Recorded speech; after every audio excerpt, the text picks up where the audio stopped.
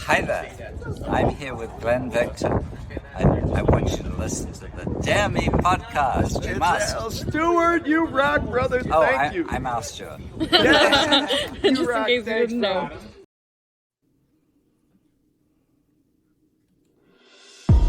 On average, just in the United States, about 220 people die every single day from an opiate overdose. And by the time we finish this show, 8 to 10 people are going to die from an opiate overdose. If we get even one person, one viewer with this program that we might be able to help with some of the information that's shared on here, then it's all worth it.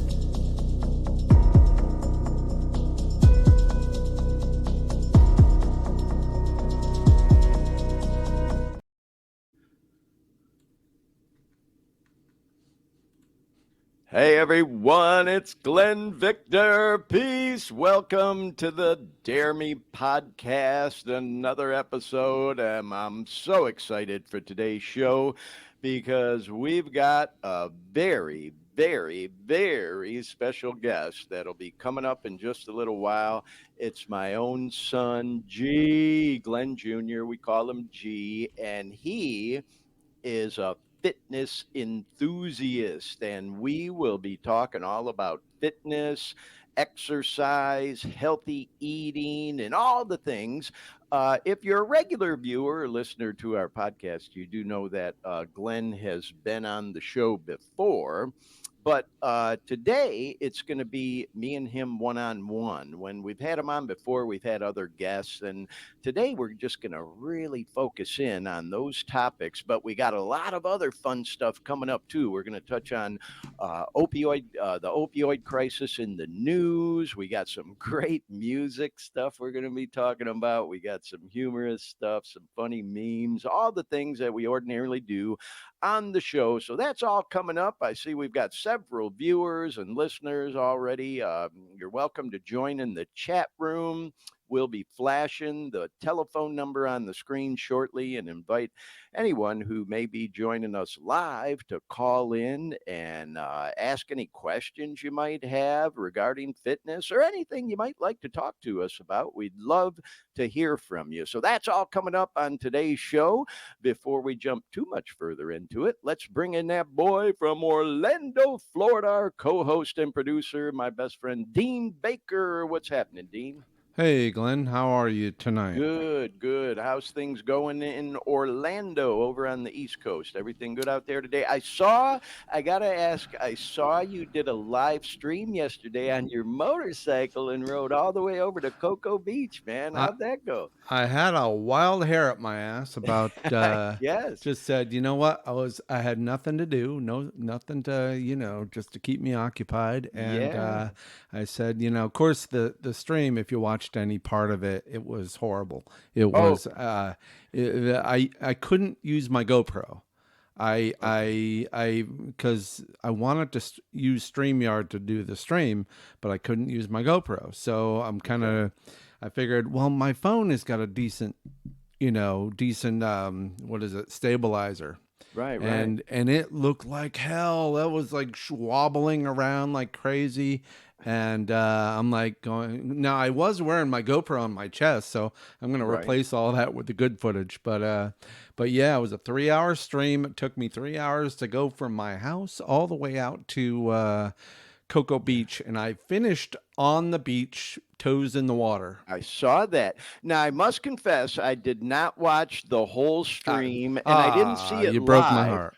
I saw it after the fact, but I saw your whole adventure. I kind of forwarded through, and I'm sure you know this by now, but the first part of it, it was the shot was upside down, and at What? some point it was upright, and then I picked it up there. Yeah, And followed my you buddy over to the George, coast. he noticed it too, and I'm like, I'm looking at it, going, well, what's going on here? It's not the, I because didn't know every what time happened. because I take the phone and flip it back at me, and I know Yeah. that's upside down, but I don't know, whatever. But Well, but then I just got to use the GoPro from now on, Yeah, just deal but with it that. was so cool. And then I, of course, saw you when you got to the beach and walked right down to it was kind of crowded on Cocoa, and you took us Yeah. right to the Atlantic Ocean. Because you really can't see the ocean from A1A. Yeah, that's true. There isn't. There's, Yeah. It's not like out in the anywhere. West Coast, you No, got the Pacific Coast you, Highway. Yeah, yeah. right. The only shot of the ocean you get is from the causeway going over the bridge. So, Yeah. Yeah. but yeah, it was fun. It was a fun It was ride. fun. So, Dean, I got to ask because I don't remember. We follow each other on social media, but for Mhm. any of our viewers or listeners who may want to go take a peek at that, where was that? Was that on your personal page or was it the Post Effects Digital? Where can they go check it out if they want to? I'll put that link up there in a moment. But Okay. I Yeah, in the created a chat new room. YouTube page. I created a Yeah. new YouTube page for my rides. I'm gonna start Right. webcasting all my rides, Right. as Well, many of the rides Dean, as possible. So. if you don't mind me saying so, you are a fairly new motorcycle enthusiast. Not brand Yeah, new. I'm new. You've been riding for, years, but this new bike you just got within the past year, right? Within the last 4 months, Yeah, yes, yeah. It's yes, not about been four that long. months, right around Bike Week, actually. Yeah, In that's fact, the right. I very end of remember. Bike Week is when I got it. So that's what, February. So Yeah, yeah, it's yeah. been now we're in September. So yeah, Well, yeah, 7 months I've had it for. I've got a little over 2,000 miles, 2,400 miles on it so far, that's which awesome, bro. you know, Well, and as you recall, Dean, for those who may be new to our show, Dean and I go back a long way. And Dean, you may recall I used to manage the MSF Motorcycle Safety Foundation program at the company I worked for. I worked and for that company yes. for 25 years, and we used to do the motorcycle rider training program. And I've managed that program for over 3 years. So, I don't currently own a bike. I'll tell you what, man, like you said, I get a hair up my ass at least once or twice a year when Bike Week and Biketoberfest rolls around. You know what I mean? But man, I've had some of the best times of my life riding that 7 mile bridge through the Keys, the road to Hana and Maui. I mean, I love riding. I just don't happen to have a bike right now. This is the one you have right now, This Dean? is my YouTube channel here. Oh, right It's on. called Honda Trail Traveler, or Honda Trail 125. Right, It's a right. small CC bike. I love this bike, and Yeah. that this video was when I went to Leesburg Bike Fest. I just did a Oh, little right, highlight right. reel, and Yeah. that was pre GoPro. And then, of course, I've Yeah. got Oh, this videos in the live live channel. webcast, and I don't know why some of this other stuff. I All think right. probably Well, when I changed the name. But anyways, it was a you'll put 3 hour the link in the webcast. chat room, you say too, though, right? Oh yeah, Okay, absolutely. cool.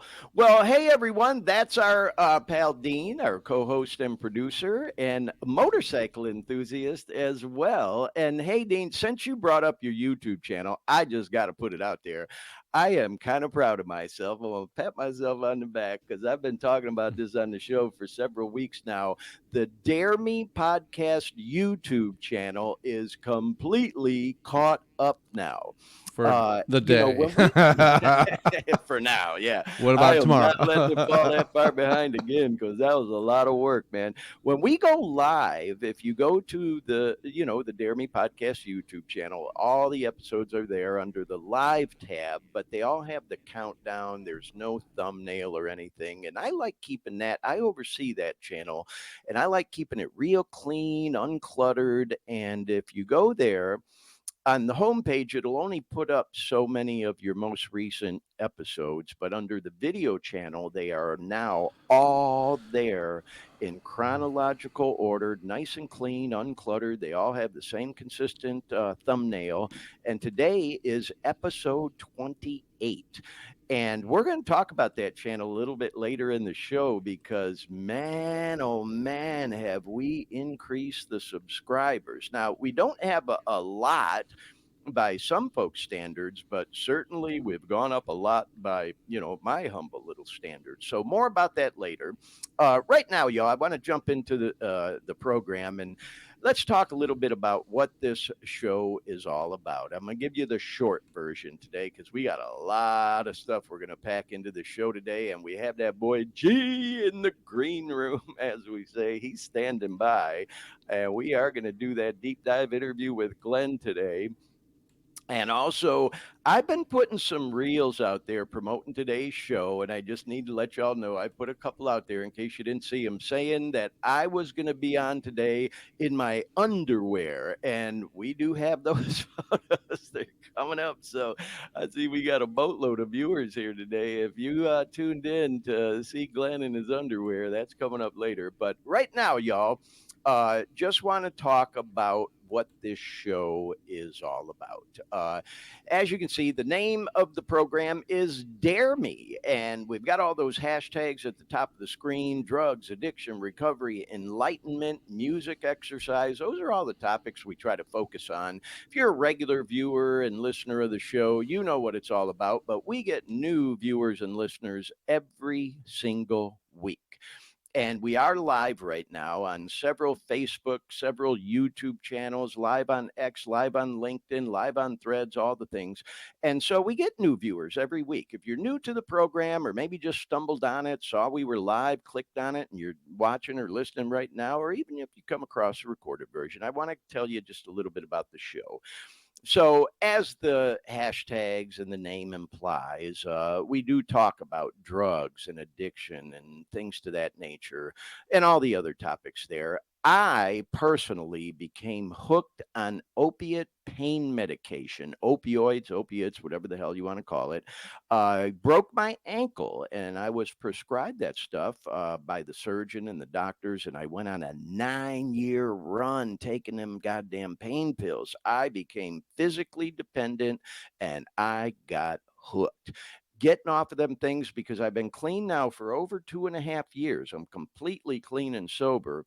But getting off of them things was one of the worst thing I've ever been through in my life. It was horrible.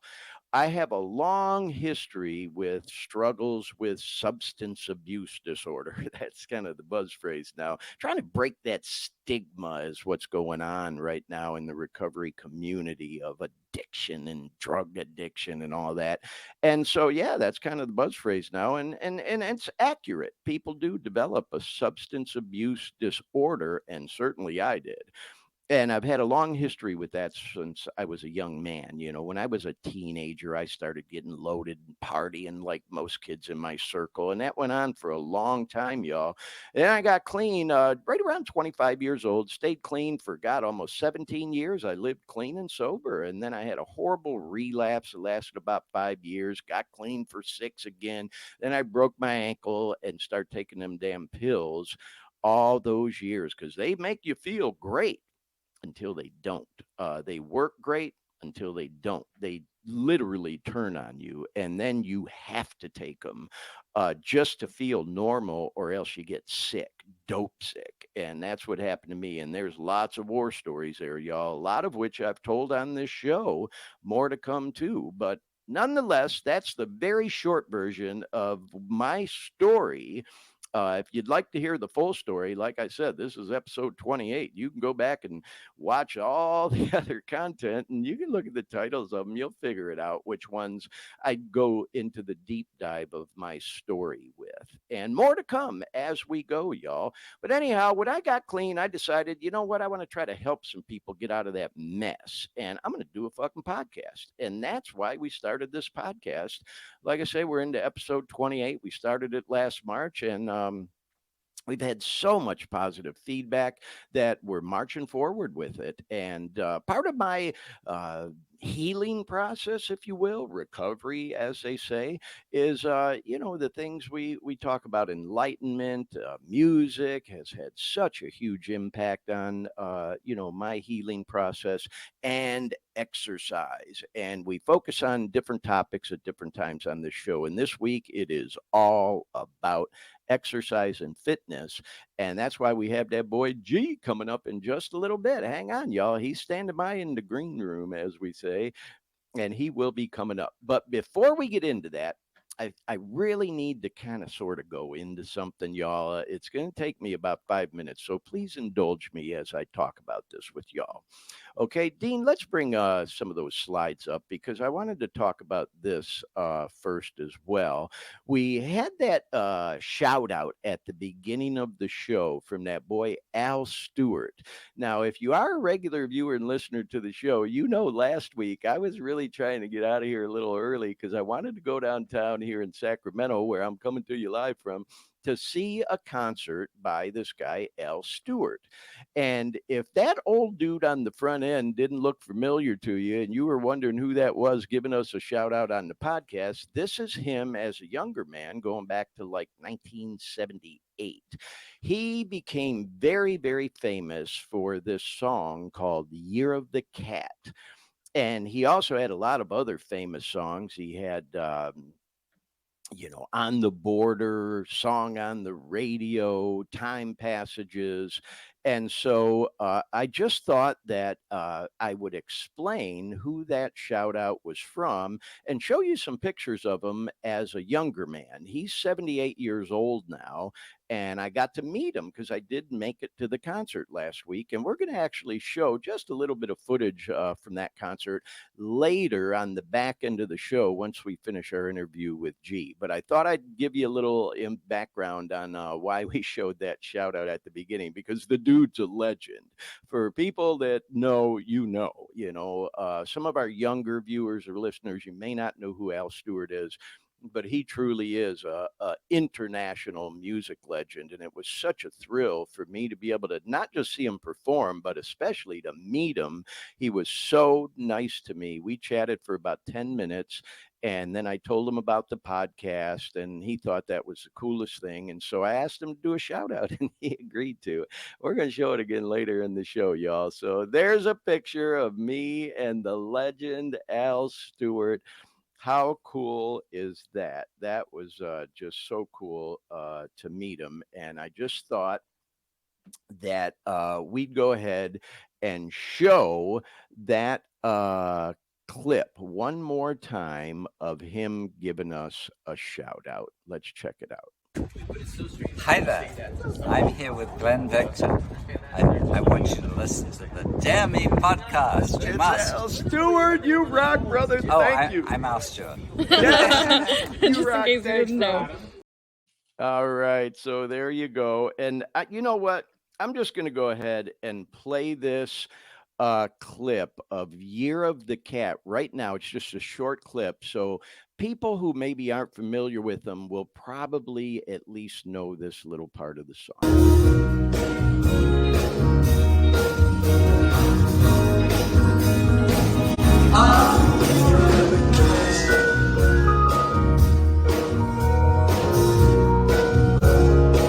Oh, yeah.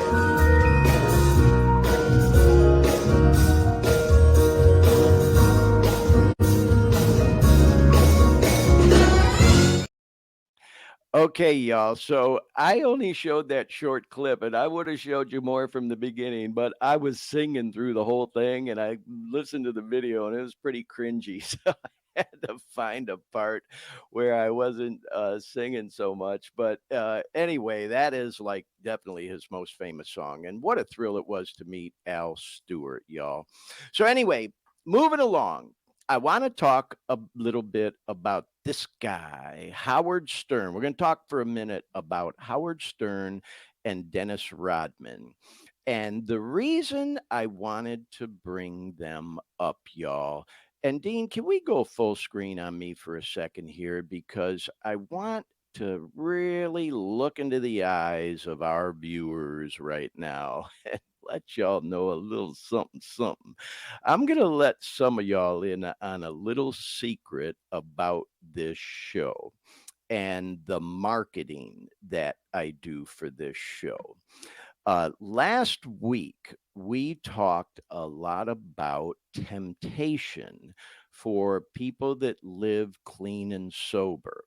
It's a daily struggle, y'all. It's a daily struggle when you're living clean and sober. And if you are a real one, you are really, truly an addict, an alcoholic, whatever the hell you want to call it, it's a daily reprieve. You go through thoughts about it and romancing it on the daily. Some days a little more than others, you'll romance it. But for the most part, you do think about it every day. It's always there. It's always a thought. And so, anyway, part of the reason I bring that up, y'all, is last week I really raised some eyebrows, apparently, because I was contacted by a lot of people this past week just checking in on me, and it made me so grateful that people were checking in on me out of concern. I got calls and text messages and DMs like, "You good, bro? Everything okay? How you doing?" All that stuff,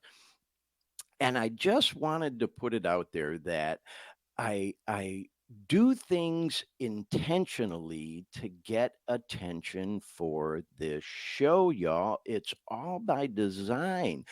And bring that picture back up, Dean, of Howard Stern.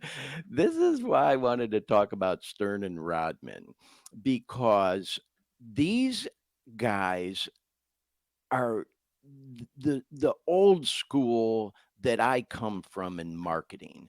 Howard Stern, if you don't know who he is, I can't imagine anybody who don't know who Howard Stern is, even our younger viewers and listeners, is the proverbial shock jock. And so I come from the Howard Stern School of Marketing. And when he was a fairly unknown, he worked at a radio station in Detroit when I was a kid, W4. And he did some things back in them days, like what he called Fart Man. He dressed up as Fart Man and had this character where he became this guy, Fart Man, and it got him all kinds of attention, y'all. And he was a broke fuck back in them days, okay? There is also a website. Let me find the website. Oh, well, we didn't get the website photo. I thought we had it, but anyhow, oh, there it is on the left. That's actually from his website. I didn't know we combined these pictures. So, nonetheless, y'all, here's a little something about when Howard Stern went to Detroit for a morning host show at W4, a struggling rock station in Detroit, Michigan. That's when I first learned about Howard Stern. And I actually met the guy at a club in Detroit on Telegraph and 6 Mile that at the time was called the 24 Karat Lounge. He did a remote there, and we went up and met him. And then here's a little something that I pulled too that he talks about. He made what he called this momentous decision, in his own words, to cut down the barriers and be totally honest with his audience. And that parlayed into him moving on from Detroit to all different places and eventually New York. And then, if you know his story, a few years ago to Sirius, where he signed a $600 million contract, y'all, okay, which amounts to $120 million a year. Now, I don't want to compare apples to oranges or anything like that with what I'm doing in my shock jock type marketing, but I'm just giving y'all a little heads up. That's the school I come from. Howard Stern doing insane, bizarre stuff to get people's attention. Now, let's talk about this man. Dennis Rodman. There he is on the left with Kareem. There he is with Larry Bird on the right during his days with the Detroit Pistons. Okay. There he is with Magic Johnson in the background. There he is with the legend Michael Jordan and Scottie Pippen. Okay. The best defensive player to ever play the game of basketball, one of the most athletic men of his time, right? And guess what Dennis Rodman did? He dressed up in a wedding gown and married himself. The iconic moment that Dennis Rodman claimed to marry himself, y'all. And this again is the school of marketing I come from, y'all. And in the year that Dennis Rodman did that, 1995 to 96, look at his salary here, 2.5 mil. And then after he did that, he jumped to 9 million on his contract, y'all. And here's just a little more. What was the most money he made in that 96, 97 season? He earned $9 million after wearing a wedding dress on media and out in the media and claiming he was marrying himself. And then of course he earned all these endorsement deals with Nike, Coke, Pepsi, and clothing lines as well. And then, if you know Dennis Rodman's story, he's gone on to meet, and not to get into politics, y'all. I know, there's lots of politics with him going over to North Korea and all, but this is him with Kim Jong Un from North Korea. And if you haven't figured out where I'm going with this yet, yes, yours truly met Dennis Rodman too. And I got to spend a good 10 minutes with him. I met him at the Atlantis Hotel in the Bahamas, and I pulled up, and there he was. And you guys know me, I couldn't resist. I went right up to the man and said, Dennis, what's happening? And he was waiting for his limo. And I told him I was from Detroit, and that was it, man. We hit it off immediately. We talked about Chuck Daly, who had passed away not long before that. And once I brought up Chuck Daly, man, that's it. We just sat down, started talking, and talked about his playing days. He was retired by the time I met him here. And then, it was just like two guys bullshitting. I wasn't really, I mean, I was kind of starstruck, but not really. And then I go, God, Dennis, I go, bro, I'll never forget the time you dressed up in that wedding dress and said you married yourself. And he started laughing and he goes, bro, it's all promo and marketing, all promo and marketing. And it hit me at that moment, man. He's a very smart guy. They might call him crazy, but crazy like a fox. He knew exactly what he was doing. And I showed you the salary numbers on purpose because once he did that, his value shot up and he made all kinds of endorsement deals and the whole 9 yards. So the point I'm making, y'all, with all that said, is the shock value of doing bizarre things. I'm trying to remember all the stuff I've done. I've danced with my dog Jazzy online. I've flipped people off in reels. I try to pick songs that have, F bombs that I'll use in reels to kind of, whoa, shock people, get their attention. I've done videos like in bed promoting this podcast, literally, where I just woke up. What else have I done? I've done some pretty crazy stuff. I promise y'all I'll never do fart man or wear a wedding dress or anything like that. But I do things intentionally. Like this past week, I put some stuff out there feeling kind of sad. Please call into the podcast today and cheer me up. And sure enough, I had people messaging me, why so sad, Glenn? What's wrong? I'm good, y'all. I'm good. I ain't getting loaded today. I ain't getting high. I'm not sad. I have days like anybody else. You know what I mean? I just go through things sometimes, but I just want to make sure, y'all, please don't read too much into the stuff I post on social media to promote this podcast, okay? It's for the most part all marketing and shock value, trying to get people's attention. And it seems to have worked quite well to a certain extent. I'm going to move on from this topic in a moment, y'all, but I felt like I needed to put this out there on the front end because I did have so many people contact me, which made me feel awesome that, people were genuinely a little concerned after last week's show, and talking about temptation, living clean and sober, which is a real thing. But I'm good, y'all. I'm good. A lot of this stuff is done by design. And here's another shock value for you. I couldn't resist putting this up. There's that girl Madonna, another Detroit connection because she is from Detroit, and her and Brittany getting it on, doing the kiss on live TV.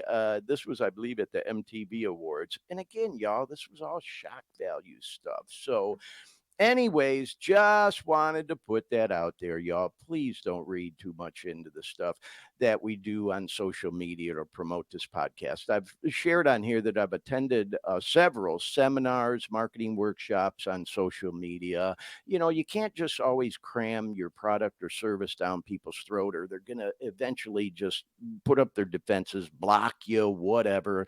You got to be vulnerable. That's the buzz phrase right now. Be vulnerable. Let people into your personal life. Let them see another side of you. Um, things to that nature, and then slip in your product and service wherever you can. So I try not to bombard people too much with stuff. I've found that anything with my dog seems to get the most views and likes. People love dog stuff. Gym stuff, I know people get irritated about checking in at the gym all the time or whatever, but believe it or not, that stuff gets a lot of attention too. But anyhow, let me move on from that topic, y'all. And one of the people that seemed legitimately a little concerned about where I was at is who we're going to bring on now. My son and our featured guest today. And he's standing by in the green room, but about to go live with us. And we're going to talk about fitness, just like I promised, and talking about shock value. I promoted, we're going to show a picture of me in my underwear. Yes, I posted that purposely, y'all, to hopefully get people's attention. Like, what the fuck? Glenn's gonna be in his underwear. Yes, that was attention grabbing, a la Howard Stern, Dennis Rodman, Madonna, Britney. You get the idea. So anyway, there he is, my son, Glenn Jr. We call him G. Welcome to the podcast, coming to us live from Miami, Florida. How's things in Miami today, Glenn? Can you guys hear me okay? Yeah, we hear you Perfect. fine, bro. Okay. Yeah, things are good in Miami. It's still a little Well, hot here, but yeah. getting through it. How are you? Good, good. And I just, I know you were probably listening in to everything I just shared. And so I did want to say, Glenn, I really appreciated your concern checking in Yeah. with me after last week's show. Like, Dad, you good, man? Everything good? It's like I said, bro. And just for our viewers and listeners, Glenn has been a guest on the show a couple of times before. But we did have, other people on at the time and all. And this is our first time just having a one-on-one with you and me, G, and of course, Dean as well here, and I'm really looking forward to our conversation here about fitness and all. But, you get the whole social media thing. You and I have had lots of conversations about it. But anyway, I just thought I'd put that out there so that people kind of understand, we're just trying to market the podcast. So that's Hey. why I put out there, we're going to show me in my underwear, which we will show in a little bit, I promise y'all. Because let's go ahead and bring up the next photo, Dean. And the reason I said I would show that photo of me in my underwear is because I came a long way from the picture that Dean's about to show. I'm not sure how to bring those up, or I'd do it myself, Dean, but there you go, y'all. That's me at 180 pounds. Oh my God. When I got clean, y'all, I developed what was called, or what is commonly referred to as recovery belly. Because when you're getting loaded for so long and it snowballs out of control, and then you get clean like I did, you start eating again. And you develop a sugar addiction too, which we're going to talk about in a little bit. And man, oh man, did I balloon up. That's the probably the best picture I have of me on the left, showing the belly. And look at my face. Look at that picture compared to my face, even just like right now. So, G, that my journey getting slim and back in shape again was a long road, and you helped get me there. And I can't thank you enough for all you did to help get me there. So thank you. Of course. Yeah. Wow. I forgot how big you did get on your recovery, but I think looking back, when you were going through the worst of it, you didn't really have much of an appetite. I remember you weren't eating a lot, Yeah. so I think Yeah. when you were recovering, you got your appetite back, and you decided to. Looks like you were hitting those all you can eat buffets, huh?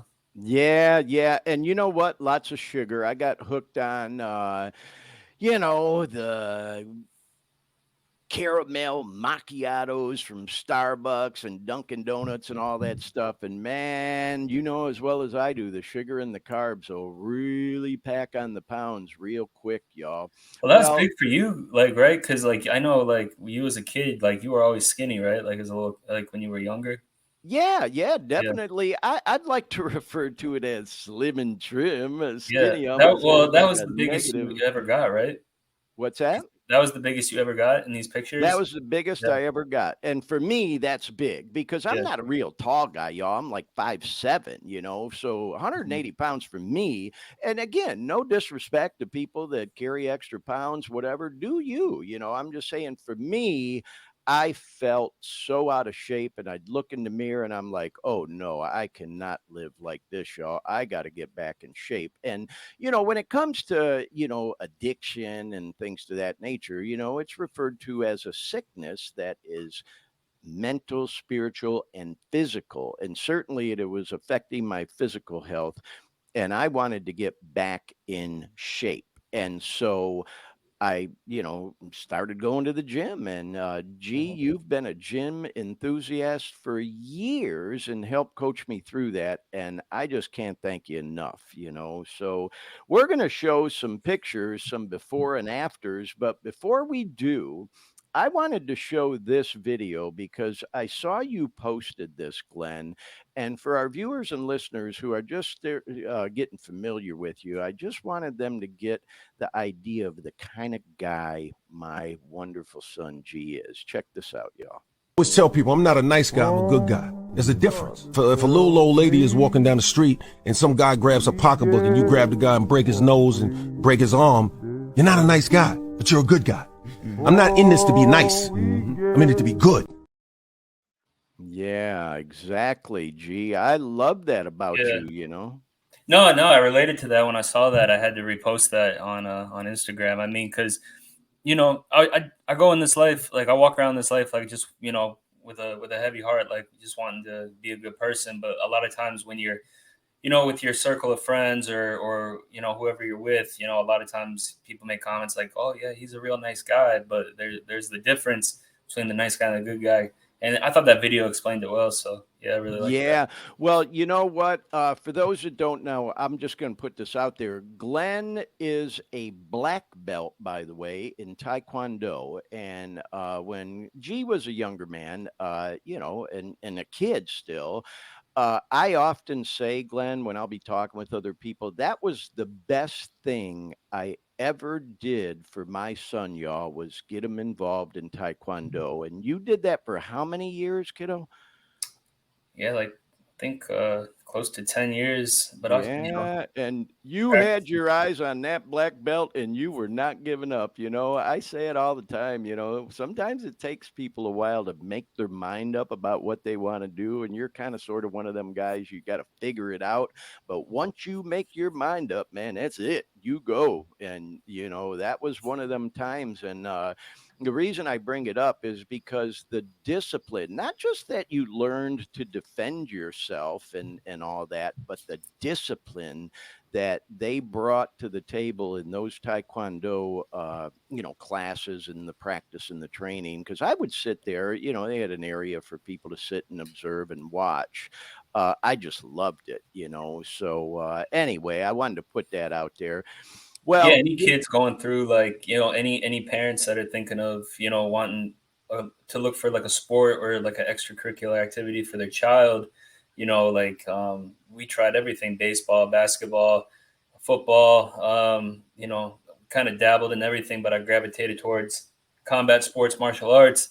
And like you said, I agree with you. Like now that I'm grown and I look back, it teaches you, not just how to defend yourself, but the big thing is, you know, having integrity, discipline, being courteous to others, self-control, perseverance was a big one. Those were yeah. all traits I got from Taekwondo. So I think Yep. any parent should really consider, getting their child involved in some sort of martial arts, not just because it teaches you how to defend yourself, but for those other traits. I just Yes. Well, gee, if you didn't notice, I just brought up another photo. I took my big fat ass off the screen and I put your fat ass. No, I'm just kidding you, kiddo. But this is a before and after pic that I happen to have of you. And by the way, y'all, I took liberties with these photos. It's not like Glenn gave me all these photos. Here, Dad, put this, put this. He has no idea what's coming up. These are just photos I've had in my, phone and collection over the years. And so, on the left, there you are. And let's just say it, Glenn, you know, you're not in shape. I mean, you're not like, you know, really overweight or whatever, but the picture on the right, obviously a couple of years later, but there's no comparison. So just to elaborate on this a little bit, we want, you know, people who are listening or watching to maybe get some tips on fitness and all. We want to give you some credibility. So talk about your journey between these two photos. What happened there? There's a transformation. Yeah, I mean, this is the most intense transformation, you know, I had. But the photo on the left was I was actually starting to work out and lift weights, and I was getting into, like, you know, I would say bodybuilding lifestyle, you know, training and eating, and you know, the mind. I was at this time in the beginning, I was learning, you know, as much as I could, and on the left, I gained that weight on purpose. Um, you know, that wasn't by accident. So I was, you know, when I started out, I was a little like skinny, but had like a little belly, and I didn't really have much muscle definition. So I was trying something called bulking, which was essentially me putting my body into a calorie surplus, and then just trying to like get stronger in the gym by doing like resistance training. And I just, people were telling me, or the information I was getting from others that were more experienced was like, you know, you just have to eat. You just got to eat as much. I remember you were trying to bulk and I was up. like, all right, well, I'm just gonna eat, you I know, remember everything that I came across. Yeah. So and I put on like 30 pounds. However, just because I learned quickly, as you can see in this picture, just because you're eating, you know, you're gaining weight and you are in the gym working out doesn't mean that the weight you're gaining is muscle. So I actually got even bigger than that. I'd have to find a different picture, but yeah, that was just a picture where I was like, oh, these are just progress pictures. And so from there on the left, I decided I've got some more coming up. Yeah, I didn't want to look. I didn't like the way I looked on the left, and then I decided to diet down. And I just thought at the time I was like, well, let's see how far I can take it as I was learning. And on the right was you took was it as far as I kind of the leanest I had got, which isn't sustainable, which I had mentioned when I was That's on a hell of a pick, though, kiddo. Let's go to the Yeah. next one here. So this is another transformation. I know you probably not liking me showing that No, one. it's You fine. munching on the That one chip, on the you know. left was, again, like I was just eating like as much as I could because I was still lifting weights at the time. I was still trying to pack on muscle, but I just thought, you know, hey, if I'm going to be in a calorie surplus or bulk, I'm going to do it the fun way, just eating anything. I think I'm eating a cannoli there. And then, I thought it was a nacho chip. maybe, I don't know. On the left, on the right, yeah, I was just taking. That's kind of a douchey picture when I was like 24, but yeah, I love that picture, man. You can be like a fucking movie star, GQ, with them shades it's on, a little bro. embarrassing, but yeah, No, I think that was like 10 years ago. But yeah, those are good. I appreciate you putting those up because they're good, like pictures to remind me that, you know, like how far I kind of came, because it's not easy to, like, as you could attest to this, like how to lose weight, and it takes a lot of discipline. Well, let's show another one, because here's another transformation. This one on the right here, Glenn. Oh my God, bro. That photo there. I mean, those are like fucking rock solid abs, and you can tell your shoulders and shit have really built up. I just think, man, like I said, y'all, I mean, God, man, you could literally be a GQ model, Glenn. I mean, I'm not kidding you, bro. These are awesome pictures, man. I'm so proud of you. With the no regrets tat. Yeah, I appreciate you. No, I appreciate the compliments. Yeah, these were just pictures. It's proud. Like I'm proud of these pictures. Like to see how far I've come. You know, the one on the left there, the far one on the left is, you know, that was just as lean as I had gotten and disciplined myself, but it's not sustainable.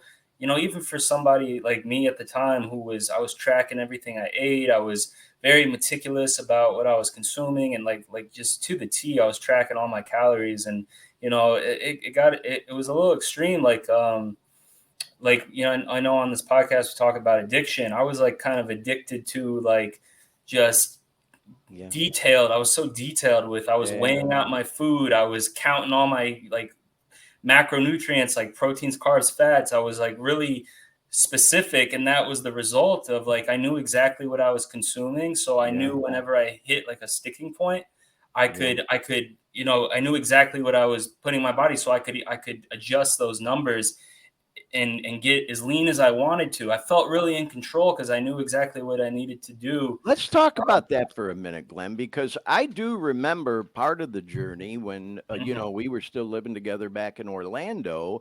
And I'm just going to confess and be honest. And I hope sometimes people don't feel this way with me, Mhm. is we would go out to eat sometimes, like, say we'd go to Chipotle or whatever. And I remember you would go on your app.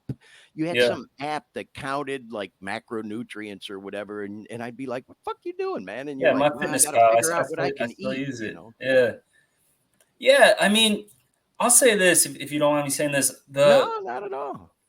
What I want to talk about on your on this episode is, ways that I feel like every listener, everyone is not going to be super dedicated or looking to get like, super ripped and shredded. And if you are, that's great. But like for the average person who's working full time, who has kids, who is looking to get in shape, you don't need to track every single thing you eat. You don't need to look like, how I'm looking there on the left, or to get in shape. Like there's ways that we could discuss on, like, I feel like lifestyle approaches that like everyone can relate to.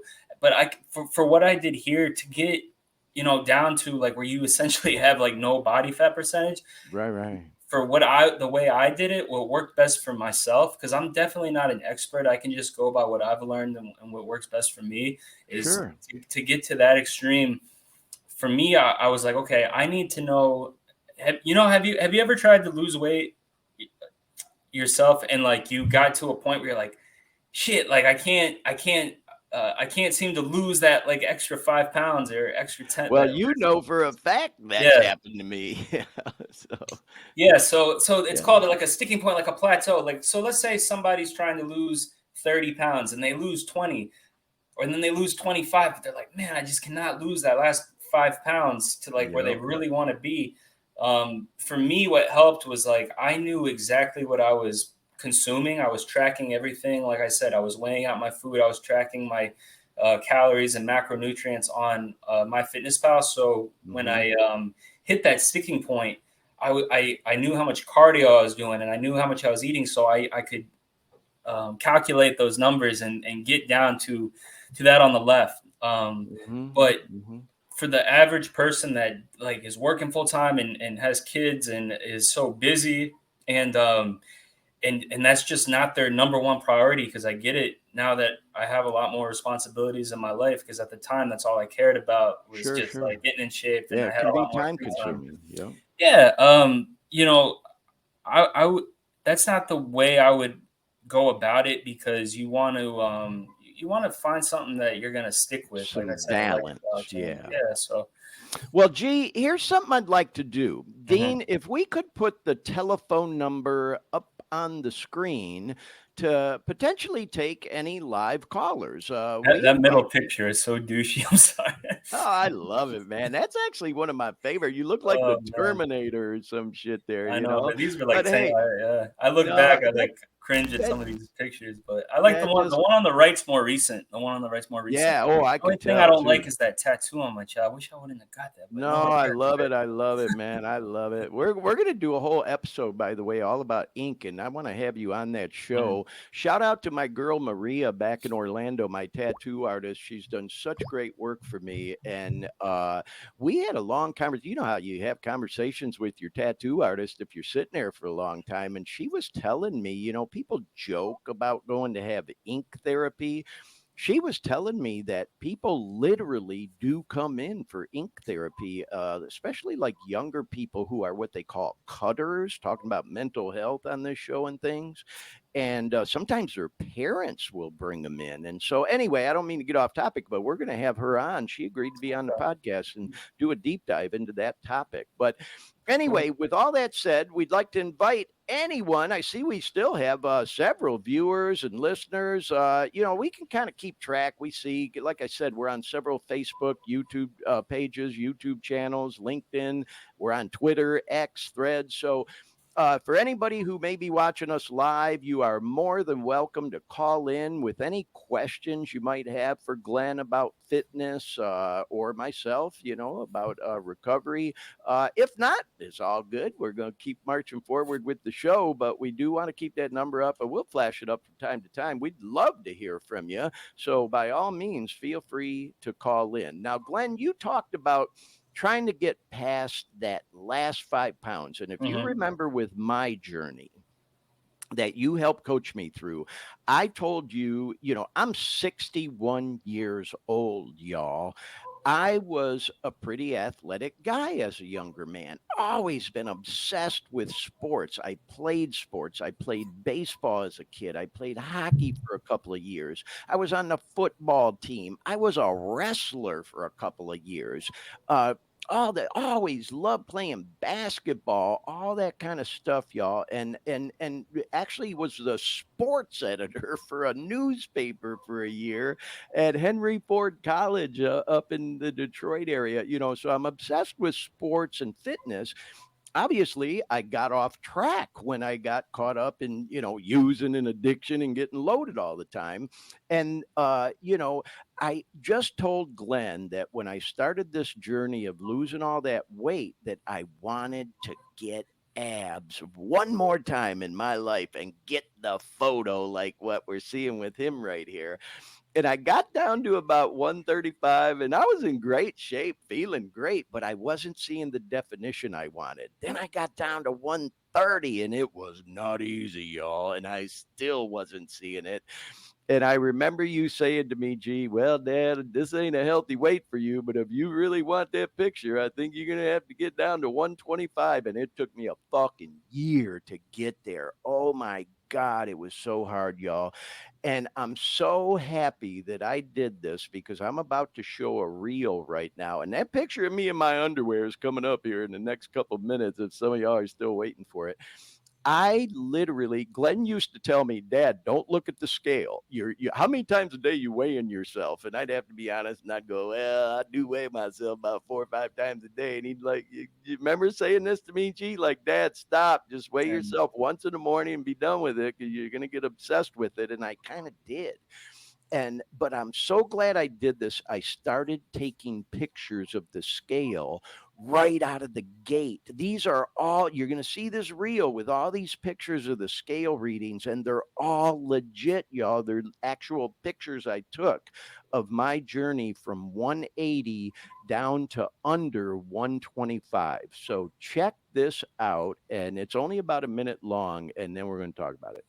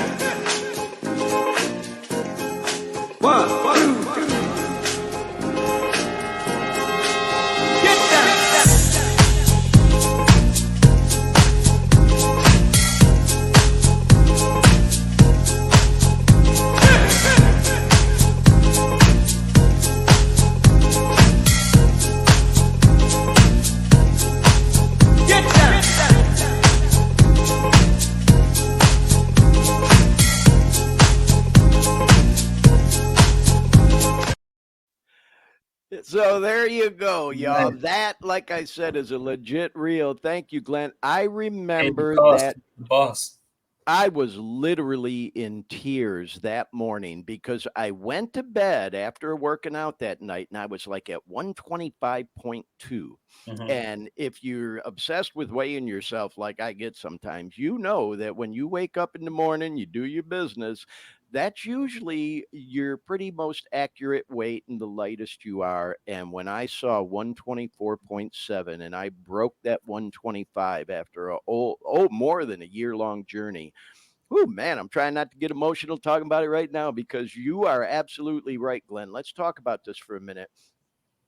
I got down to the 135 consistently, got down to the 130, but I would get down to 129, go back up to 132. I'd get down to 127, back up to 135, back down to 129, up to 131. And I went back and forth like that for a whole fucking year. And that last 5 pounds was so hard. And I'm just going to be honest, y'all. I decided to go into fasting. I started intermittent fasting. And I said, you know what? I've been on this I've worked too fucking hard to get this close. I'm not fucking giving up. And I'll be honest, Glenn, I wanted to prove it to you that your old man had it in him. We talk about that shit. Fell down 7 times, got up 8, and I made a commitment to get down to that 125. And again, y'all, I'm trying not to get filled up because I fucking did it, man. I was so fucking proud of myself. And I don't mind saying that. That's not me being cocky or ego, y'all. I'm, like I often say, one of the most humble guys. It took me a long fucking time to do it. But anyway, Glenn, I do want to hear from you to talk more about getting by that last 5 pounds. Because on that whole journey, y'all, from 180 down to 124.7, which I'm not at right now. Like you said, Glenn, that's not a healthy weight for me. That's not sustainable. But I wanted the ab pictures, which I got, and we're going to show in a second. I'm holding steady right now at about 140. I feel good at that weight. I got a little up there over the summer. I was vacationing and stuff, but the last few weeks I've been really working hard to get my weight back to where I wanted it. I'm in great shape right now. But anyway, if we could, Glenn, let's talk a little bit about that last 5 pounds, because the way I did it, I think fasting is healthy to do once a month to cleanse your system, some intermittent fasting, what have you. My focus was laser by that time. But what tips, recommendations might you have for anybody who, is watching or listening or comes across our recorded version of this podcast, how to get through that last 5 pounds? Because look at those pictures, you man. It's like you obviously got it figured out. Yeah, I mean, so with you and your transformation, you had said to me like, "Oh, I want to get abs one more time. I want to see them." And you were working them really hard. You were doing crunches, you were doing resistance training them, and you said you could feel them. You just weren't able to reveal them. You could feel them. Oh, wait. And so I had, when you came to me with that, with your height, in your height, in the body weight at the time, I put that number. I was like looking at you, I was like, yeah, you probably got to like actually see them another 10 pounds to lose to like really see them, because I said there was 2 ways to get them. You were either going to need to take a year to really like put yourself in a surplus and build the muscles even more, and then like lean down a little bit. Or right now, the quickest way would be to just lose that 10 pounds to reveal them. And that was the number I put in your head. And then you just became like obsessed, really addicted to hitting that number. And you got there. I think, getting down to that number was your main focus, and you did whatever you had to do to get to that certain weight to reveal the abs. And I'm going to show that's with fasting, and it worked for you. It worked for you. I don't have that much knowledge on fasting, so I don't really want to speak on fasting because there's so much information on there, and I've heard there is a lot of benefits. The fasting I've done, like you said, intermittent fasting, is a good lifestyle approach, where essentially what intermittent fasting is you're not going the whole day without eating. Right. You're gonna wake up. You're not gonna eat breakfast. You're gonna have a light lunch. Calorie deficit. You're able to have like a real big dinner and really get like the bulk of your calories and feel more full and like satisfied.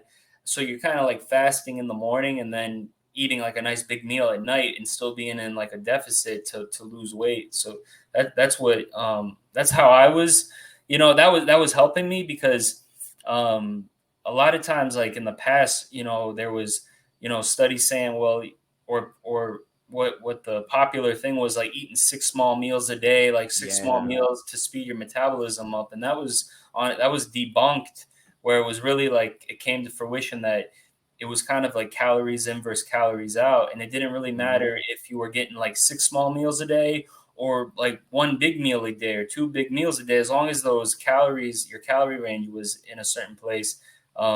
It didn't really matter where those meals were coming from. And for me, I like to feel full and satiated. So intermittent fasting helped me, where I was like, I'm not a big breakfast guy. I was able to skip breakfast, have a light lunch, and then I was really able to eat the bulk of my calories at the end of the day and feel full and still be in a deficit.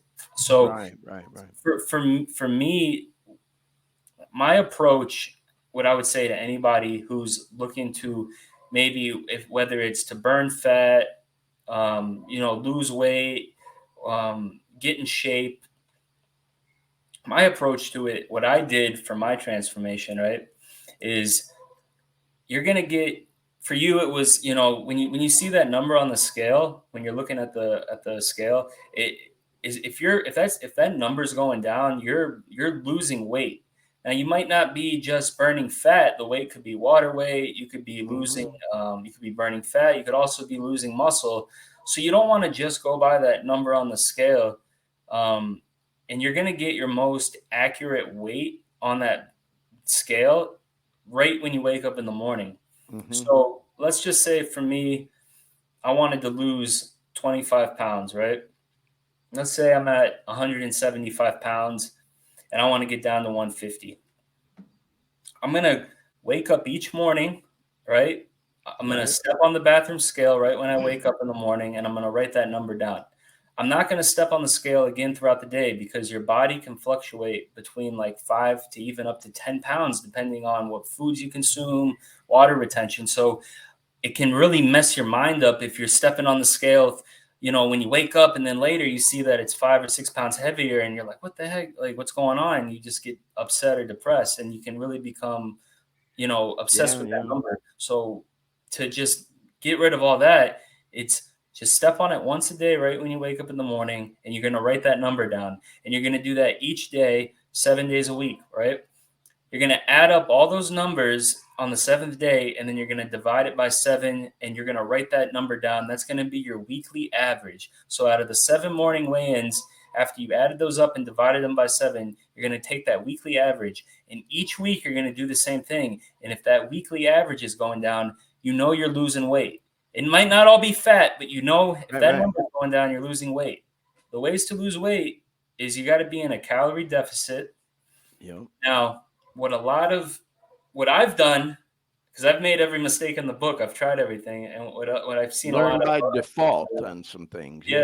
Is sometimes when you want to lose weight, you want to hit the ground running. You're like you go from eating like so much crap and drinking so much sugar and eating so much crap to like, I'm ready to get in shape. I'm ready. Like, you're ready to go. You're motivated. And so what I've done and what I've seen other people do is like, they just slash their calories in half. They just, start eating like just, tuna and a salad and a little bit, and like drinking some water, and like basically like eating like less than 1,000 calories and starving yourself to the point where you're not really consuming much, and you're going to lose weight. It's going to be great. You're going to see the scale number going down. You're going to feel good, but that's only going to last so long. And if you're trying to lose 30 pounds, your body is very adaptive. And I think you realize this, your body's real adaptive. And what happens is, once you start being in such a deficit, a large deficit, say you lose 15 pounds, your body's going to hit a sticking point. Your metabolism's going to adapt to that. It's not sustainable. You're doing cardio every day. You're eating like a chicken salad. So, and then you're stuck. You're like, I still want to lose 20 more pounds. And I'm like, sticking to my diet. I'm doing cardio every day. What's going on? There's things where you can damage your metabolism. You get a sticking point, and you can't wait. You can't eat less. You can't do more cardio. So I say all that to say, my personal opinion, if you're trying to transform, and this is from a body composition point, when you're trying to lose weight, is slow. It's like the tortoise and the hare. I think slow and steady wins the race. You want to, this might sound silly, but you want to eat as much food as you can while still being in a deficit. That Yeah. way you always have room to play with. So Yep, for me, let's just say I'm at, like I said, 175 pounds, and I want to get to 150 because I want to lose 25 pounds. Anyway, yeah, and I want to get to that number. I'm going to step on the scale each morning. I'm going to go by that average weigh-in, and I'm going to try what I talked about. I'm going to try to, make sure that weekly average is going down. I'm going to start out by eating as much food as I can while doing as least cardio as I can. And then each week I'm going to add a little more cardio. Like I'm going to lose some weight. And as soon as I start seeing that I'm not losing weight or I'm not going by how I'm feeling, like I look in the mirror, then I can like either cut my calories a little bit or I can add more cardio. And you always want to have room to play with. The last thing you want is like you lose, 15, 20 pounds and you realize you still got 10 or 15 more, 20 more to lose. And you're already doing cardio every day. And then eating less, because then you're going to end up, that's not sustainable. And you're going to end up like saying, screw this. I don't care how much willpower and discipline you have. That's not sustainable. And you end up back to how you were before. Let's talk about that for a minute, Glenn, because, you touched on it. And certainly this is, I think, part of what happened with me. And you and I talked about this, between the two of us, that if you really are, I wasn't like starving myself. I certainly was eating a lot of high protein, low fat, low carb stuff like tuna. Thank God I love tuna, so I didn't mind eating it. I was eating a lot of, turkey, chicken, stuff like that. So that I wasn't like starving myself.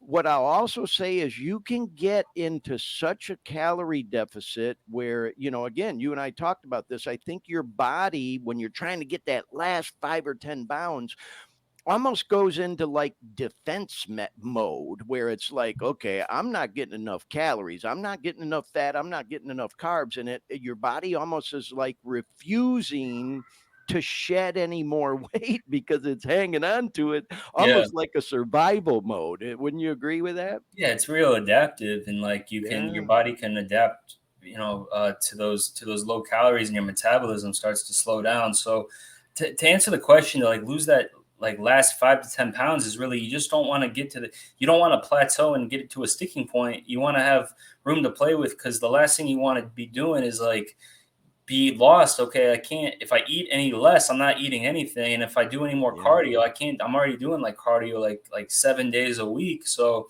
really, essentially, you just need to be in a calorie deficit and just make sure you're keeping your metabolism healthy. And at the same time, your body this is what worked for me. And again, I believe in lifestyle approaches. When I say lifestyle, I mean not going on a diet, but what you're gonna stick to. You don't just want to get in shape. You want to get in shape, and you want to stay in shape. Staying in shape and getting in shape isn't like having like a ripped six pack, but getting to your goal of what you want and being able to maintain that healthy lifestyle. Now, well, you know what, Glenn, I don't mean to interrupt you, but I wanted to say that, you've hit on something that we've talked about. And I'll even say this to people who know the journey I've been on. They'll ask me, well, like, what diet did you go on, bro? And I'm like, I never went on a diet. I just started eating healthy. And that's how I've been able to maintain it, because people do go on them yo-yo diets where they lose a shit ton of weight and then boom, they're right back up there. I've been able to maintain, I gained a few pounds over the summer, had visitors, going on vacation, eating meals, what we call treat meals. I used to call them cheat meals. And G told me, no, Dad, they're treat meals. You got to have a treat meal every now and then. You earned it. You deserve it. And I appreciate you telling me that, but you get what I'm saying, man. I get what you're saying.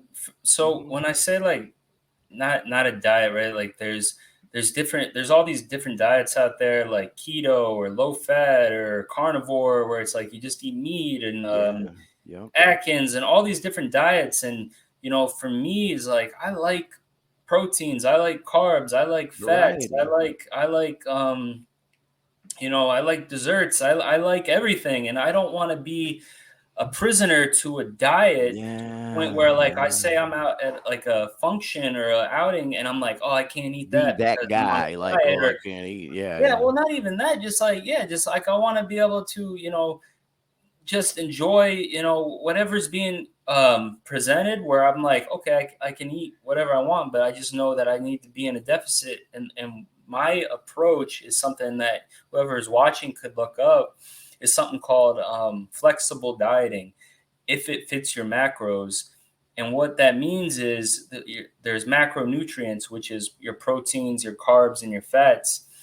And each macronutrient plays a vital role for your body to function. And there's a doctor named Dr. Eric Helms who kind of brought this to fruition about 10 years ago, like brought light to it, like made it popular, where a lot of research was coming out about if it fits your macros. And I don't want to try to explain it right now because it would take up too much time on all the details. And if you're interested, Dr. Eric Helms has a YouTube channel that explains it more. If you just look up if it fits your macros, flexible dieting, you can learn more about it. But what that really kind of like the meat and potatoes of it is that you can, pardon the pun, you can right? still eat, what you want to eat, like if it fits in your macronutrient range and your calories, and still be able to enjoy certain foods and not feel guilty about it, because you're still as long as your body's still in a deficit, and you're still going to burn that weight. So I don't like these diets where you have to cut out fats, or you cut out carbs, or cut out proteins, unless that's something you want to, because for a lot of times people aren't going to stick to that. And Yeah. for me, what I've been doing for like the past like 10 years that seems to be working is, some resistance training to like maintain your natural muscle mass, or even build a little muscle mass. Yep. And it gives you, again, from like a body composition standpoint, what I want to look like. But from food consumption is just making sure my diet is balanced. So I go by Balanced. Yeah. high Yeah. protein, moderate carbs, and fats, because protein is good. It's what's going to keep your muscles, recovered. And fats is going to keep your hormones in check and your testosterone. Because if your fats are too low, it can cause stress. It can raise cortisol levels, and your Mental carbs. health. Yeah. Yeah, Exactly. carbohydrates can is your body's like primary energy source. So sometimes when you just go so low carbs, you get a little sluggish, and you're not you're not, again, carbohydrates is your body's primary energy, so you're not as energized. So and I want to be able to like enjoy like some rice, or some potatoes, or some rice cakes, Snacks or once in a while. whatever it might be, like some carbohydrates. And I can't eat carbs, and I want to be able to enjoy like a nice like steak, or some salmon, or some fish. So I don't like to go super low fat. And then protein, I just eating high protein to, like, when I'm working out to recover, for your muscles to recover. So anybody who's listening, I hope that wasn't confusing. If you're interested in that, again, it's called flexible dieting, if it fits your macros. And what's the YouTube channel again, Glenn? Well, there's a couple. There's the doctor who's made that popular is a doctor named Dr. Eric Helms. You can look him up. Eric Holmes, that's right. Yeah. Yeah, and there's a YouTube channel that I like by let me just quickly spell his name real quick, because his name's Sean Nelwani. Yeah. SEAN, and then NALEWAN. Oh, there it is. Yeah. Oh, yeah, Sean Nelwani. So this guy right here, he can explain it a lot better. I think this guy right here, he's a natural fitness enthusiast as well. He doesn't take any sort of steroids. He's not on any drugs. He's not trying to sell anything. He's just a guy that gives good fitness advice for any male or female out there that's looking to just get in good shape. I think his advice is great, and it's not confusing. He keeps it very simple. Right. And then there's another one named Dean, if you have that one. I think his name's Joe. Yeah, Joe Delaney. He's Joe he's Delaney, someone based out yeah. of UK. He's more my age, but again, he's not on any steroids. He's very natural, and he's just got really good advice about fitness that could go more in depth and more detailed if anyone's interested on, like, form and certain, and just like that bodybuilding lifestyle approach. But Well, G, I got to interject and say, because, I was going to touch on this and you just mentioned it for the first time on this show. You mentioned steroids. And I want to put that out there for all our viewers and listeners, because again, as especially looking at them photos, a definition of y'all, there's some people I guarantee, Glenn, looking at them go, oh, that motherfucker juicing, and I promise and assure y'all, G does not juice, nor do I. This is all natural, healthy fitness lifestyle. And then, Glenn, I wanted to go on to these next pictures because you've referenced these guys that are such a good influence on you and that you've recommended to me, and now our viewers and listeners check out. But I've also been very proud of you, that you have done a lot by trial and error, and you followed the advice of some guys that I pulled some pictures of. And so tell us a little bit of these two photos here and how influential they've been on you. Well, the guy on the left is a guy named Brandon Carter, and he Brandon goes by Carter, the yeah. username on Instagram and YouTube, King Keto. And Yeah. when I took this picture with him, this was back in 2015, and his brand at the time was High Life, and not the sense of like getting high, but high life and like living at the highest potential. So that was his brand. And he was just a big influence on me in fitness, but not just fitness, just changing your lifestyle approach of like being disciplined and reading more, and had a good positive outlook on things. So I was really looking up to him at the time, and he was a motivational speaker.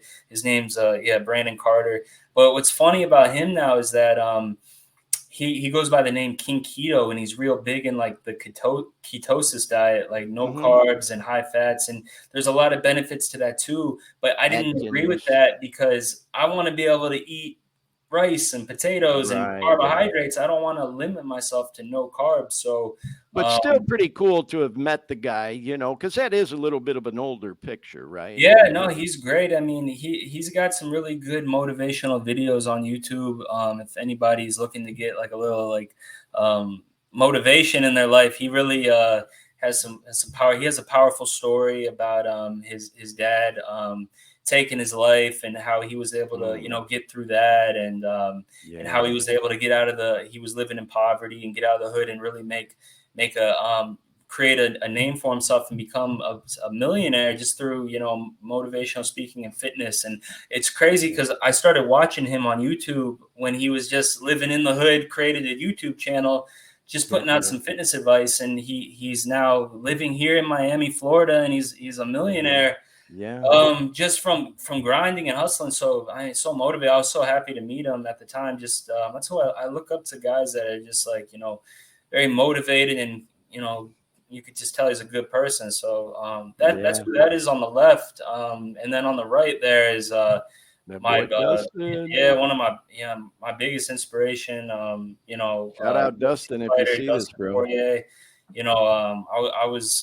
I've actually confided in him, and like he knows about your story, about what you went through, and like was able to speak to him. And I was letting him know when you got to meet him there, it was like motivating to you, and this was right before you got clean. So we went to a meet and greet in Lauderdale. Actually, when I hit my 2 years, I put something out there, and he liked it and sent me a message like congrats or whatever. He is such a cool guy, y'all. He's the best. He's the shit, man. No, he's great. I mean, he, again, just having his poster on my wall, looking up to him, watching. There's a documentary, if anyone's interested, called Fightville. And before Dustin was signed to the UFC, he was just a kid living in Louisiana. And a guy filming a documentary there just happened to run into him. He was fighting out of like a barnyard, like rodeo arena, because he was so passionate about fighting before it was really popular. And started filming a documentary called Fightville. Little did the guy filming the documentary know that Dustin was going to become like a UFC star and be the first guy to ever knock out Conor McGregor. And, I've been like, man, I've just been looking up to him for so long. And so having a poster on my wall and working out, motivated by him, I got the opportunity to meet him. And, I just shared how much his like story and how much I looked up to him, what he meant to me. And like, this is how cool of a guy he is. He like, just would, just reach out to me and answer any of the questions I had. And we kind of built a friendship that I'm proud of today. And, I'm happy. It makes me so happy. Like, well, I just got to say it, I'm just going to put it out there, man. I just think it's so cool that you and your beautiful wife, my daughter-in-law, Awana, went to Las Vegas when he fought Conor and beat him the second time. And and then you guys went to like the after party hoping to see him, and you ended up getting into his VIP area and got a little video of it and shit. I was gonna put it on the show today, but I didn't want to embarrass you too much. Fine. But he literally he really is that cool of a guy, as G's saying. So yeah, man, that last fight didn't go his way. I think I'll never say he lost that fight, because one thing about Dustin Poirier, he is not a fucking loser. He is the comeback kid. Justin Gaethje just had the upper hand that day. I'm looking forward to Dustin coming back, and I really do think he will, man. I think he's going to fight again.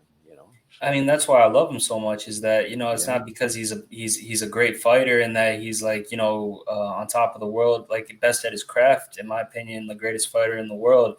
It's the reason I love him so much and I look up to him so much is that he is the definition of you never give up, perseverance. Like what we say, like you fall down 7 times, you stand up 8. Like his nickname is Mr. Bounce Back, because he might get knocked down, but he's always going to bounce back.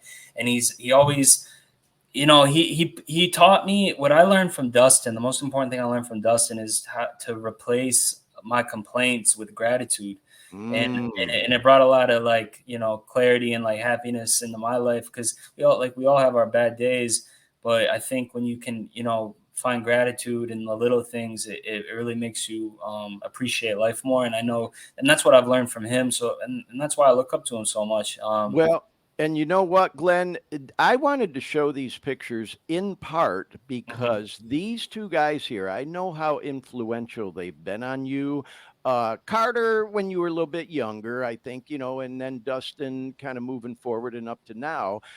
They have been indirectly influential on me and helping me to get my life back on track and getting back in shape, because I saw how much you looked up to them guys, and it was a motivation for me. And then a lot of the coaching and encouragement you gave me was based on a lot of the learning you got from these guys. And then, not to go too deep into his story, because, it's his story, but this stuff is out there on the internet, y'all. Dustin's done interviews where, when he was a younger man, he struggled with getting loaded too much. I ain't going to say he was an addict or whatever, but he talks openly about it, how before he became a badass fighter, his life, was, how should I say it? Gee, he was getting loaded too often, and he straightened his ass out and cleaned his act up, and look at him now, man. And so the point I'm making is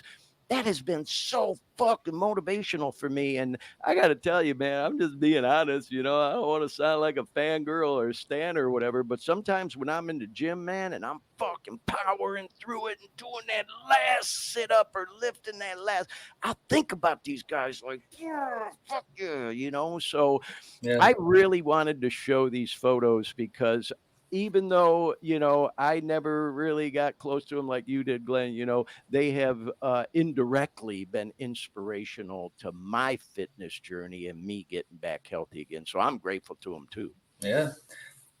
No, okay. That's great. Yeah, they're I get it, and they're motivating. Yeah. Well, okay. Well, hey, let's move on, because I've been teasing this and dancing all around it, y'all. So that's the long and the short of my fitness journey. And I wanted to show this because this, I showed the fat face picture of me, but this particular picture of my face, you can see the determination that you actually took this picture of me, Glenn. I was lifting. This was at a gym in Kissimmee in South Orlando in Central Florida. But there's me in my undies, y'all. I've been promoting this on a reel for the last several days. Tune in and see Glenn in his underwear. And that was a picture I took after losing that belly. And then you can see the close up on the right. I finally got those fucking abs, man. After having that big ass, fat ass belly, there it is. And there's another picture of me on Muscle Beach with you, G. This was last summer. Those biceps. Yeah, man. I mean, look at that. Look at that belly. There I am at 180. Yeah. Let me go back. And I got to them fucking abs. Oh my God. I'm getting emotional talking about it, y'all, because I can't fucking believe I actually did it. And Glenn, I'm just so grateful to you for being on this show today to talk about our journey, both of our journeys. We showed your before and after pictures when you had bulked up. And again, there's mine, y'all. There's mine. Okay, there I am with the big belly.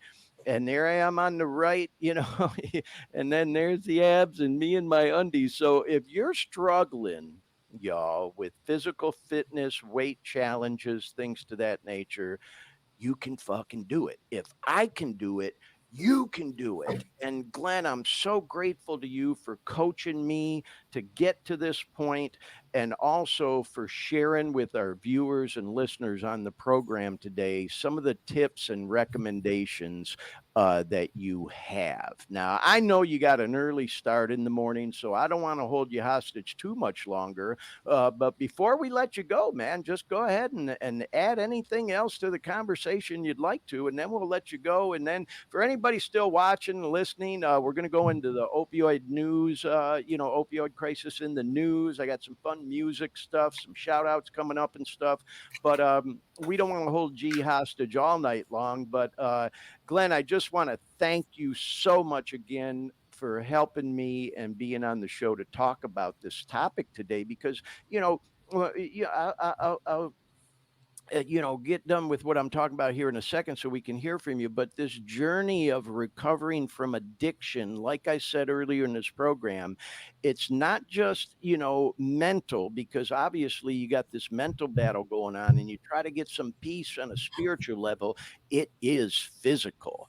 And, one thing I'll say, to folks thinking about maybe going down this physical fitness journey is once you start working out, man, it gets those dopamine levels going, it really, really does. And it becomes almost like an addiction, but a healthy addiction.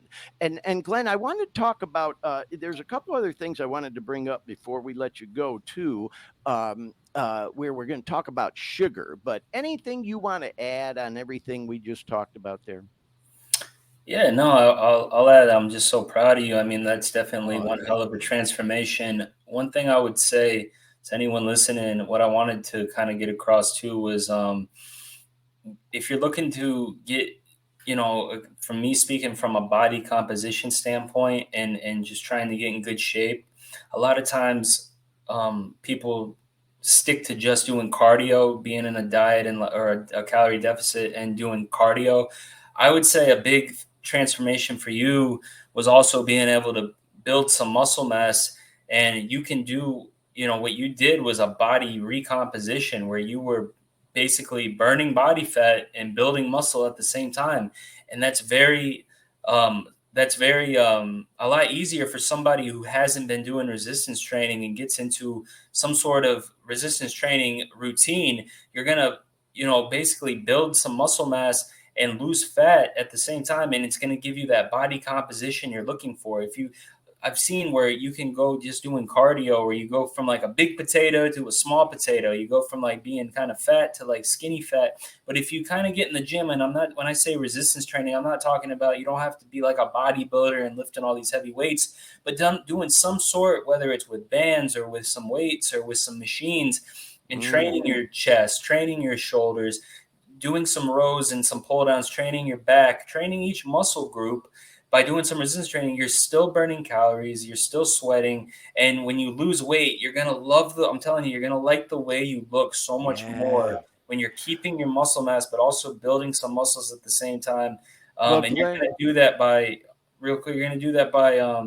eating protein with every meal.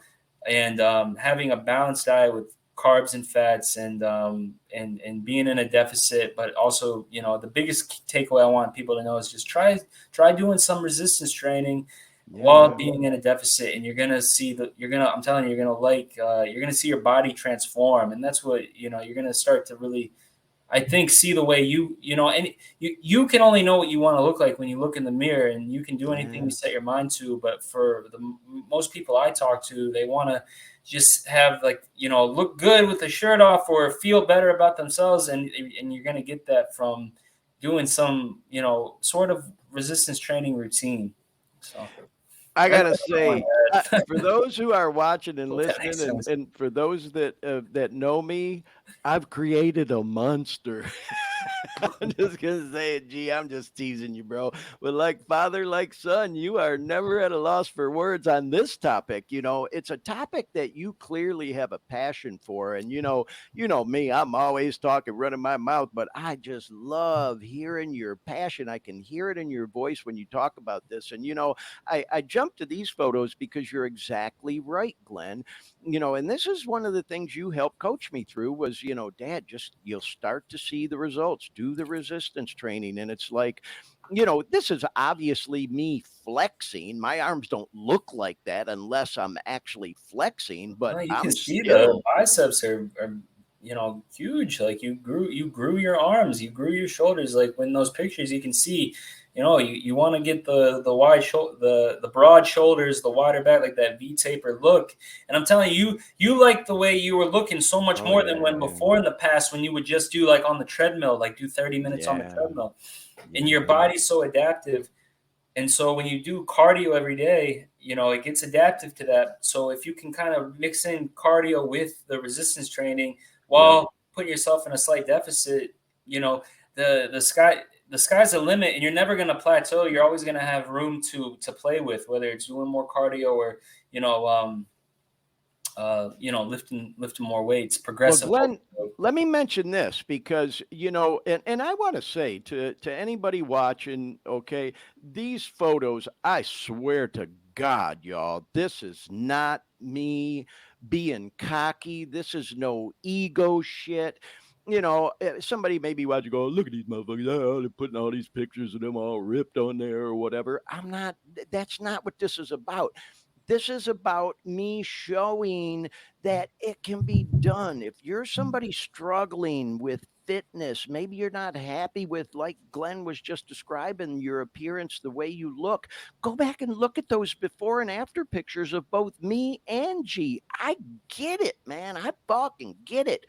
I'll also say it's possible. If I can fucking do it, anybody can fucking do it. And so I just wanted to show, because I will say, I mean, I'm, humble and humility, but I'm very fucking proud of these pictures. You goddamn right I'm proud of them. I worked hard, paid the cost to be the boss and all that shit. You know what I mean? But this is not ego stuff, man. This is about, wanting to show people that you can transform yourself. And so, Glenn, I did want to mention this because this is a tip you gave me that I think is important. And you told me this and you said, Dad, take my word for it. Trust me, you'll see. And where I'm going with this is I was doing resistance lifting every single day. And you told me, Dad, take a break in between. Do your resistance training one day, cardio the next, go back to your resistance. You told me I could work the abs every day because you have to give your muscles a chance to repair themselves. I love the way you explained it to me. You said, Dad, you're not building muscle when you're working out. That's when you're ripping them up. You build muscle when you sleep, and it's important to get enough and proper sleep. But you told me you got to give the muscles that day to kind of repair themselves. Yeah, yeah, I mean, for me, I've been, doing this a long time, and I'm not an expert in any way. All I can do is just, speak on what worked best for me. And what I learned quickly when I first started out is, like, for example, if I wanted to get a bigger chest, I thought I had to go into the gym and do push-ups and bench press and train my chest every day. And then I quickly realized, because I was sore the next day, like, oh, I don't want to work my chest out, and realizing after doing some research and learning, you're breaking your muscles down in the gym, And then when you're sleeping and you're recovering, that's when you're building them. And if you're training the same muscle every day, you're not giving them a chance to recover, and they're not going to grow. So you're not going to see the results you want, and it can get frustrating. So when you were saying you were doing resistance training every day, you need to, you can do resistance training or weightlifting every day, but don't train the same muscle every day. You got to give it at least 24 to 48 hours to recover. So for me, for example, say Monday, I go in the gym and I want to train chest, triceps, and shoulders. The next day, I'm doing back, biceps, maybe some traps.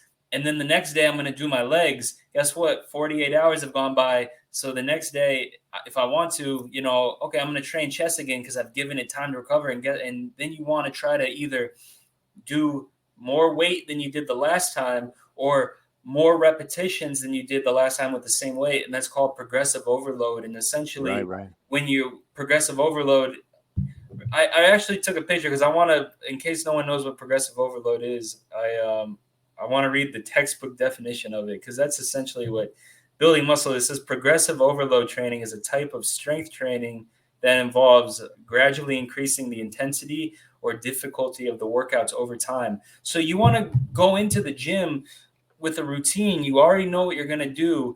And then you want to either track that down or remember. So the next week you want to try to even get stronger or basically do more repetitions, like I said, and you're progressively overloading. And that's when your muscles are going to grow. Now, for somebody that's new to the gym and goes in there, you're going to get what's called newbie gains, where your body, depending on age too, and where you're at, experience wise, you're essentially your first year, you're going to put on the most muscle mass. So if you just go in there and if you're not doing anything and you go in there and you start doing something after a few months, you're going to see some changes. But just remember, this is the most important thing I could say I didn't mention is you can't outwork a bad diet. You can go in the gym, you can train 2-4 hours every single day. And if you're not doing what you need to outside of the gym, eating healthy, eating, balanced diet, you're not going to see the progress you want to see. So it's honestly 90%. This is my experience, and this is what I believe will work for me. It's 90% like, what you do outside of the gym, eating right, sleeping right, recovery. And then the other 10% is actually in the gym working out. That for me and you, that's the fun part. It's the part outside of the gym that's like the part. Isn't that the truth? No, that's a good point, Glenn. And this next picture, not this one here. I just thought I'd show this as kind of a recap of everything. I got from 180 down to 124.7. And I can't thank you enough, Glenn, for helping me get there. Now, like you said earlier, a weight like that's not healthy for me or sustainable. Now I'm trying to hold steady right around 140 to 145. That's where I feel the best. Wherever you feel the best at. And for anyone watching too, we picked that number for you just so you could see those abs, but also don't for anyone watching, don't just obsess with the number on the scale. That's just a when you have a number you shoot for, it's a good goal. But also if you're building muscle and burning fat and you're recomping your body, that number might not change. Go if you're liking what you're seeing, if you're seeing the changes in the mirror, go by how you're looking as well. If your clothes are fitting better, if you're liking where you're looking, but that number's not moving, stick to what you're doing. The number's just a good way to like help you really stay on track, but also just go by how you're feeling, how you're looking in the mirror. And if you're not seeing the changes, then you got to kind of go back to the drawing board and see, what am I not doing right?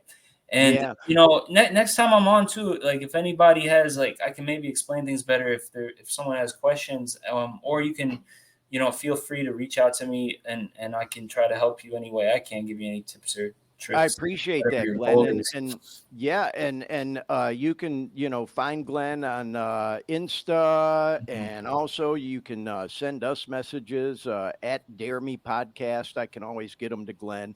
Now, a couple more things, Glenn, and I promise we'll let you go soon here, kiddo. I promise. But I wanted to touch on this because you kind of brought something up, and we're going to talk about it for a minute. All the hard work you do in the gym if we don't discipline ourselves with what we put on our plate, is almost like all for naught. And I'm sure other people have seen this. I'm sure you've probably seen this, Glenn. I know you go mostly to gyms where everybody's in shape. I'm a Planet Fitness guy. I love it because they're 24 hours. They got the massage, hydro chair, all that stuff I like. You know what I mean? But Yeah. I'll go there. And at Planet Fitness, you do see a lot of people who are out of shape that come in. Yeah. And I will see people in the abs room where they have all these ab machines, and I'll see them working these ab machines. And I'll be thinking, I would never say anything to anybody because I don't want nobody fucking telling me how to work out. Like, bro, I know what I'm doing. But I'll see some of these people struggling on these ab machines and they're just so overweight. And I think to myself, bro, you're wasting your fucking time if you're really trying to get some kind of definition. I mean, any kind of exercise is good. I'm not trying to discourage anybody. What I'm saying is you'll get these, I don't know, you Well, call it I'll say movies or this whatever. too. But it's Uh, like, I'm sorry, I don't mean to interrupt you, but I just think to myself, like, bro, you gotta take some of that weight off the belly before you waste your fucking time doing the ab exercises. Go hit the fucking cardio or the bikes to try to burn some calories. Why torture yourself doing Well, ab a lot work of if you, times this is a mistake I made too because I was doing that same exact thing. And what I learned, if you do any research, you're going to learn this scientifically proven that you can't spot reduce fat, which is frustrating. So, say for men, right, a lot of times you carry fat right in your lower stomach and your love Mhm, handles. So you mhm. think doing crunches, right, and you want to see abs, you're going to burn fat from your belly. That's not the case. You can't spot reduce fat, scientifically proven. No, Your body is just going can't. to take it wherever it wants to take it. It could be taking it Yep, from your legs, from your yep, ass, from your back, anywhere. And the sad part is, a lot of times that last 5 pounds is that like stubborn belly fat. So a lot of yep. times, what I made a mistake of was like, oh, I want to see some ab definition. I'm going to go and start doing sit-ups every day or crunches every day. Thinking I'm burning belly fat just from like my stomach, but you can't spot reduce fat. That's the big one. You are building the muscle. So those guys that are real overweight doing the abs and crunches, it's not for nothing. You're building it. But if you want to reveal them, it's quicker to burn the fat. If you got 50 pounds to lose, I would focus more on losing that, still maybe twice, 2 or 3 times a week, doing some, resistance training. Your abs are like any other muscle, training them, Mhm, mhm. because everyone has abs there. When you want to reveal them, you know, my wife tells me this too, because sometimes I'll be complaining I want to see them more. Like, oh, you need to start training them more. It's not just about burning fat around them. You got to train them to see them, but they're Yeah. there. You just, you got to, if Yep. you want them to be more defined, they're like any other muscle. You got to train them, but Well, like you and said, I. yeah, you gotta. I'm sorry, you gotta Oh, you good. you gotta burn that fat off first to be able to see them. Yep, and that's where I was going with that. I didn't mean that in an evil way or negative way or anything, y'all. It's just sometimes I'll see people in there struggling so hard and they're just still overweight like I was.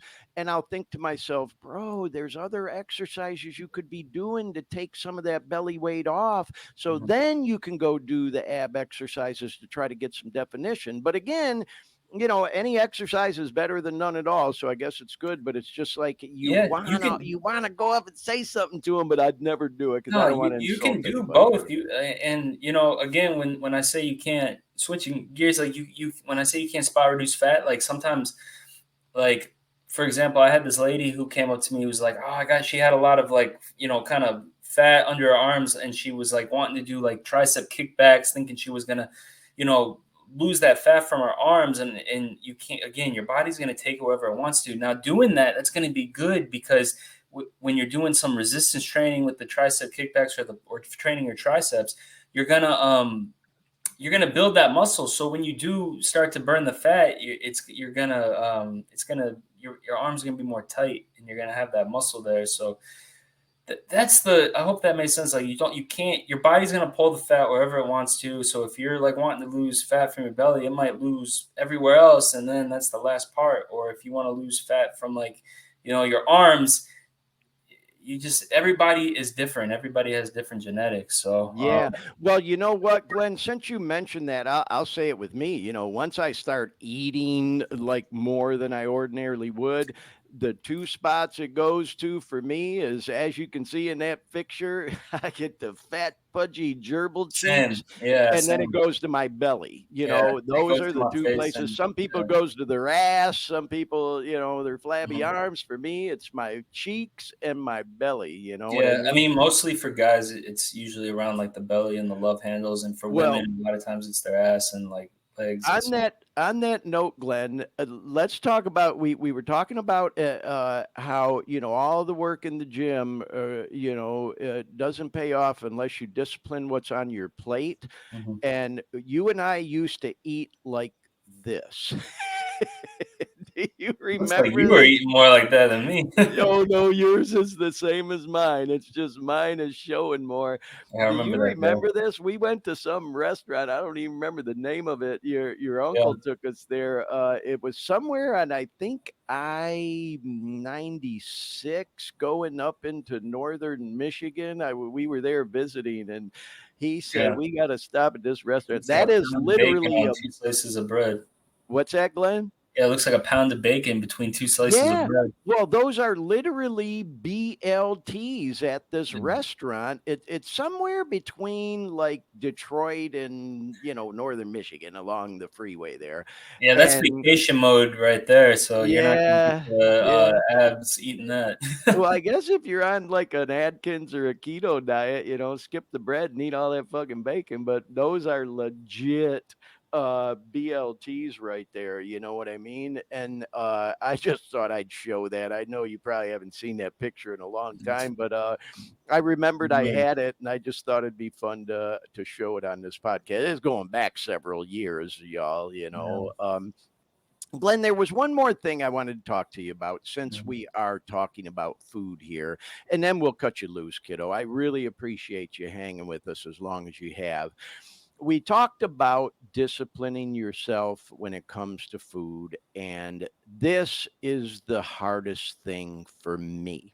Mhm. And I think for most people, Yeah. certainly that I've talked to, when it comes to watching what we eat, and that is, that I've always had a sweet tooth. Mhm. And this show being about people who are trying to live clean, when you're coming off the booze is such a high calorie thing. There's so much fucking sugar and calories and carbs in it that you crave sugar when you get sober, and you just like go balls to the wall eating cookies and cakes and pies and drinking soda and stuff. It's like, Yeah. that's one thing, man. I will say, there's a lot of studies out there that say, sugar can be as addicting as cocaine. They've done scans of the brain where it lights up the same parts of the brain as cocaine does and makes Mhm. dopamine receptors and Yeah. opioid receptors active and all this kind of shit. And so I really want to hear what you want to say about this. I'll also say one of the first things I did, y'all, in my weight loss journey was I quit drinking regular soda. I have not drank a regular soda in, I couldn't even tell you. It's definitely been over a couple of years. There's something like 7 teaspoons of sugar in one fucking 12-ounce can of ordinary soda. Like, that's insane to me. And so I drink like, Coke Zero, Pepsi Zero, Dr. Pepper Zero, or diet. And then you always got some smart ass who will say, oh, that's got that artificial sweetener in there. It'll give you cancer, Yeah, if you drink a fucking case and a half of it a day, it's like, Yeah. bro, you're trying to justify drinking that much fucking sugar when you have alternatives, and you'd have to drink a shitload to have maybe a slim chance of it maybe causing some kind of cancer. I'll take the diet or the Coke Zero much, instead of the regular soda. And then, something you taught me, Glenn, too, too, if you remember back when I gave up soda, which I never drank a lot of it anyways, as you said to me, especially with the macchiatos I was drinking from Starbucks, fucking things had like 50 grams of sugar in them. And you said to me, Dad, would you rather eat your calories or drink your calories? Do you remember saying that to me? Because that's one of the biggest things I did to change my direction, y'all, was cut out the sugar. You still got to have some, but man, have I learned to limit my sugar. And one of the ways I've helped with even the sweet tooth is I'll eat things like sugar-free Jello. I don't know how healthy it is for you, but it definitely tastes good. And it helps fill that craving for me. Cool Whip, which again, maybe ain't the healthiest, but you can even get sugar-free or fat-free Cool Whip. I mean, even the regular is not got that much in it, so you can add a couple tablespoons, mix it in with some Jello, have a parfait, man. There's lots of alternatives to sugar if you have that sweet tooth craving. But anyway, with all that being said, Glenn, would you agree that sugar is an addictive substance and one of the biggest culprits when you're trying to lose weight and live and eat healthy? Yeah, I mean, it's definitely addicting. I got a sweet tooth just as much as like you do. I think what helped you too is what's helped me is like whenever I've cheated, or gone off off my diet or like calorie deficit when I'm trying to burn fat would be when I'm in a calorie deficit and I'm like hungry is like when I break it because I'm like so hungry and I want to feel full and satiated. So if I'm drinking, if I'm still in a calorie deficit but I had a Coke or I'm drinking my calories, I'd rather just use the bulk of my calories to eat. And so drinking like diet sodas or not drinking calories has really helped me because I'm able to just use all my calories that I'm by eating. And speaking from a like a body composition standpoint, not a health standpoint, because that's what I'm discussing is just like how to like transform the body, not like health wise, because again, I don't know all the ins and outs of all the artificial sweeteners. That's probably not the healthiest, but from body composition standpoint, it's easier to or I have to find those substitutions. And like I said, I have a sweet tooth just as much as you. So, sometimes, finding those substitutions, like you just said, having like a Coke Zero or, instead of having an ice cream, like having like a cherry, like Greek yogurt, light and fit Greek yogurt kind of fills that sweet tooth craving. It's just finding those substitutes that by looking at the nutrition label, that's going to, instead of having like a candy bar. And but you and I've talked about this before, Glenn. You got to be real careful with that shit. One thing you did also for me is you turned me into a label reader. And if everybody's ever watching me in the grocery store, I bet people fucking laugh sometimes because if you do watch me, you'll see me pick something up and I'll think, "Ooh, that looks good. That looks good. Maybe I can eat that." And I'll flip it over, read the label, and it's like, "Fuck," and just toss it back in. Like, can't have that, because I say this, man, we've all heard the stories about how America is so obese, we're all obese and overweight here in the States. And my feeling is like, we've been sold up the fucking river. And I say that because we've been sold up the river on the fucking sugar, man. Everything is just loaded with fucking sugar, and it's not even natural sugar like in fruits and shit. It's these artificial sweeteners. And, you see people in 7-Eleven with these big gulps and they're drinking them all fucking day. And I'm just like, oh my God, and I'm not being judgmental or critical to anybody because that was me at one time in my life. But I've learned now, y'all, and I hope I stick to it for the rest of my life, to really monitor the sugar. Yeah, you got to have some, but if you don't pay attention to them labels and shit, man, eating cakes and pies and cookies and fuck, man, you remember, Glenn, there were times I'd buy a fucking pack of Oreos and a half gallon of milk and sit in front of the TV and eat the whole fucking pack and drink the whole thing of milk. Oh my God, that's crazy, So that's why, you know, me and you are very different in the sense that for me, what really helped, what I talked about earlier, was the whole flexible dieting and if it fits your macros, which again, this is what, let me explain what if it fits your macros and how I think it's not the right approach for you, because we have two different, you know, ways of like that addiction, right? So for me, if it fits your macros is basically, say you eat like 90% clean, like, you know, when I say clean foods, like your nutrient dense foods like chicken, broccoli, Brussels sprouts, like whole foods, you can fit, right? If it fits your macros, which macros is protein, carbs, fats. And if you're in their calorie range, you can maybe fit a couple Oreos at the end of the day. You may be able to fit like an ice cream cone or whatever you're craving at the end of the day or throughout the day. If you can have a portion of that, if it fits your macros, flexible dieting, you can eat that and not feel guilty, not feel like shit, I just ate that now. Like I messed my whole diet up. Now And I'm if you can control it to just a couple, you know. Exactly. For me, you know, at the end of the day, I like look forward to, I'm like, okay, I can enjoy my 2 like Oreos or like whatever I might be craving and then be done. For you, or for a lot of people, like addicts, you know, once you start, that's it. You know, I'm eating the whole pack. There is no if it fits your macros or flexible dieting. So that's where, you know, for you, what we talked about would be the best approach is like maybe just having a treat day or a treat meal, whatever you're craving once a week, to where you're not feeling guilty and you're just eating clean throughout the week. But for me, it's like, okay, I don't need that cheat day or that treat day because I'm able to like, you know, have that, I want to say like discipline to where I can just satisfy that craving, just have like a portion control, like a taste, and then I'm good. I don't need to eat like, you know, eat like that whole bag of chips, like, you know, just have a portion. So anyone who might have that discipline to where it's like, oh, I just need to, you know, satisfy that craving, and it's look up flexible dieting or if it fits your macros. And then the other approach I would say that kind of traditional way of just eating nutrient dense whole foods, because those foods are going to keep you full and you're still going to be a calorie deficit. And then if you can stick to that 6 days a week, that seventh day, I'm not saying go to like the all you can eat buffets but whatever you're craving throughout the week, enjoy that with feeling guilt-free, and it's going to help you stick to that that diet or that calorie deficit that much longer. So those are two different approaches to go about it.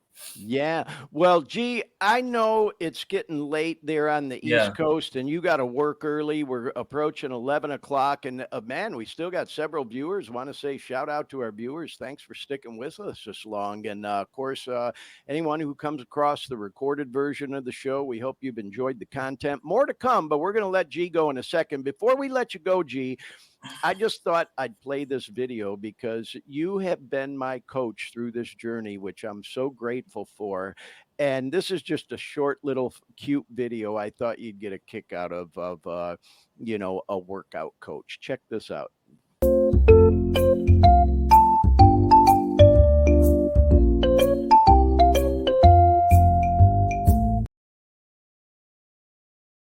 Simple. I saw that online and I said, oh, I got to pull that. Everyone needs a good spotter, you know? Yeah, good spotter.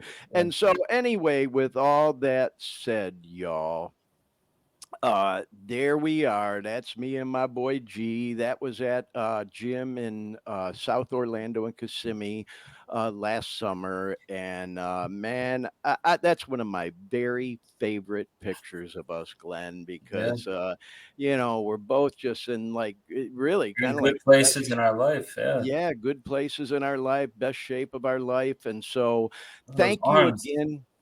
What's that? You're out angling me. I don't like it. Yeah, right. Well, I'm hey, supposed to be like the young, like fit, and like, you're in better shape. I know. I look like your I'm arms the are bigger coach, than right? mine. Yeah. No, you're the coach, and I'm the finished product. You know, but you know, I'm not proud of you. finished, You a look- work in progress. You know, but that was a special night. We had a really good workout, and I had fun. Yeah, it was. I'm really proud of you. You know, just keep doing what you're doing. You know, when you're staying clean and sober and working out, you just seem to be in the best place in your life. So just, you know, keep it up. And I was happy to come on and talk. I just say one more thing is like, I definitely am not like the one who has all the answers and thinks I know it all when it comes to health and fitness. I'm still a student of the game. I like to, you know, try to like always be learning, but what I spoke about is what helped me, is what worked best for me. And so I say it's just trial and error. Just try different things and try to find what works best for you. You obviously found what worked best for you, so I'm proud of you there. And then, just not giving up. Just if you get discouraged, just, try to just don't throw in the towel. Just have perseverance. And as long as you just keep going at it, you're going to find what works best for you, and you're going to get to where you want to be. And, it doesn't have to be like ripped and super muscular. As long as you're looking in the mirror and you're happy with what you see, that's what counts.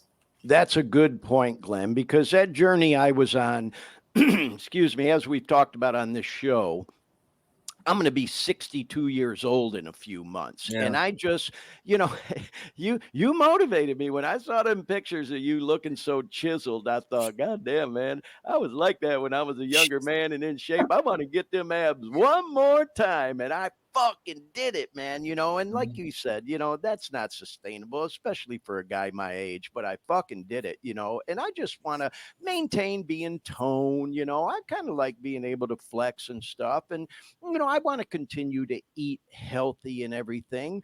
But like you just said, man, it's all about just feeling good about yourself, and for a guy my age to be able to get to the shape that I'm in now, it just blows my mind. But I never could have done it without you, Glenn. So thank you.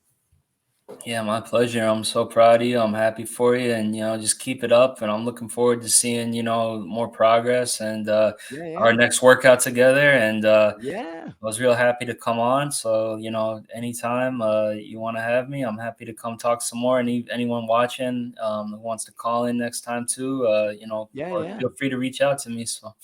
Or anybody who sees the recorded version, if you have any questions, comments, or whatever, the email's right there on the Dare Me Podcast YouTube channel at Dare Me Podcast. You can send any messages. If you have any questions for Glenn, I'll make sure he gets them too. Glenn, I know you got an early morning. He's a working man, y'all.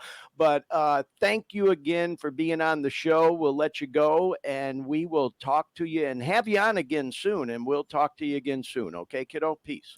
I love you. And next time I want to talk to Dean about his motorcycle ride, because that seemed like a lot of fun. So you still with us, Dean? I know we kind of had you on hold there while we were all talking. Did you hear Glenn? He wants to talk to you about motorcycles and stuff. I haven't left. I'm still here. Yeah, next time I'm on, when we have more time, I want to talk to you more about your bike and that ride. Do you ride? No, not yet. I want to. Okay. I keep putting it off on getting my license, but I'm itching for a Key West ride right now. Yeah. Hey, I'll tell you what, that ride over the 7 Mile Bridge, that was one of the best rides of my life, man. So, gee, you get serious about it. Let me know, man. We'll go ride together, Definitely. Yeah. All right. Well, you guys enjoy the rest of your show, and I will see you next time. I'll talk to you soon. All right. You did an awesome job on the show today, Glenn. Thanks, man. And we'll talk soon. All right, kiddo. Peace. All right, peace. Bye. All right. How about that, Dean and everybody? Am I blessed or what, man? What a fucking great kid. Oh, my God. I just love that boy so much. He's been so instrumental in helping. That's so bizarre, isn't it? When your own kid helps save your life and literally turn things around for you. He's such a great kid. I must have done something right bringing him up, because we'll sometimes joke around and he'll say, yeah, Dad, you showed me now how not to fucking live, with all my struggles, which I believe there's some truth to, you know what I mean? But, as we've talked about, because that's not Glenn's first time on the show, y'all. If you go back and look at, I forget what episode it was, we did a deep dive conversation into him talking about what it was like for him growing up, seeing me go through my struggles up close and personal. And as he shared, I mean, it wasn't this horrible, childhood that you hear about, unfortunately, with, some families where a parent's struggling with addiction. I was truly one of them functioning addicts. I had 2 fucking careers. I worked 30 years of my life. Glenn grew up in a good household. There were times though where things got out of control for me, and I was never a mean, nasty, angry, violent drunk or anything like that. I was either happy or sad, as he said. But he saw, because I was very open with him about it, that too much of something is not good for you, and that it got out of control for me. And so I think at the very least, my journey has been a good lesson for him, because he's such a good kid. Lives clean and healthy, and is such an inspiration, not just to me, but to others too. So, anyway, that's it. And Dean, God, you've known G since he was a little kid. You and I have worked Oh, yeah. together for so many years. I remember bringing Glenn to your studio to edit videos for that restaurant show we used to do. And I still had him in his car carrier. And look at him now. You remember those days? Oh, yeah. Yeah.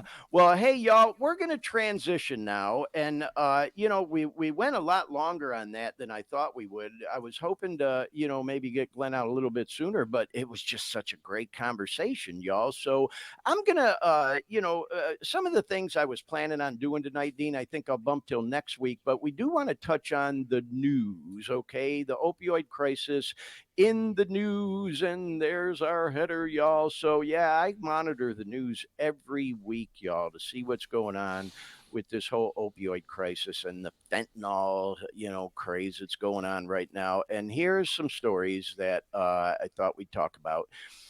And we have talked a lot about San Francisco because things are so bad over there with the fentanyl crisis. And, sometimes the reporting will be a month or so behind because they got to calculate all the figures and everything like that. And so you can see this story from the Standard came out on the 18th, which was just like a little over a week ago.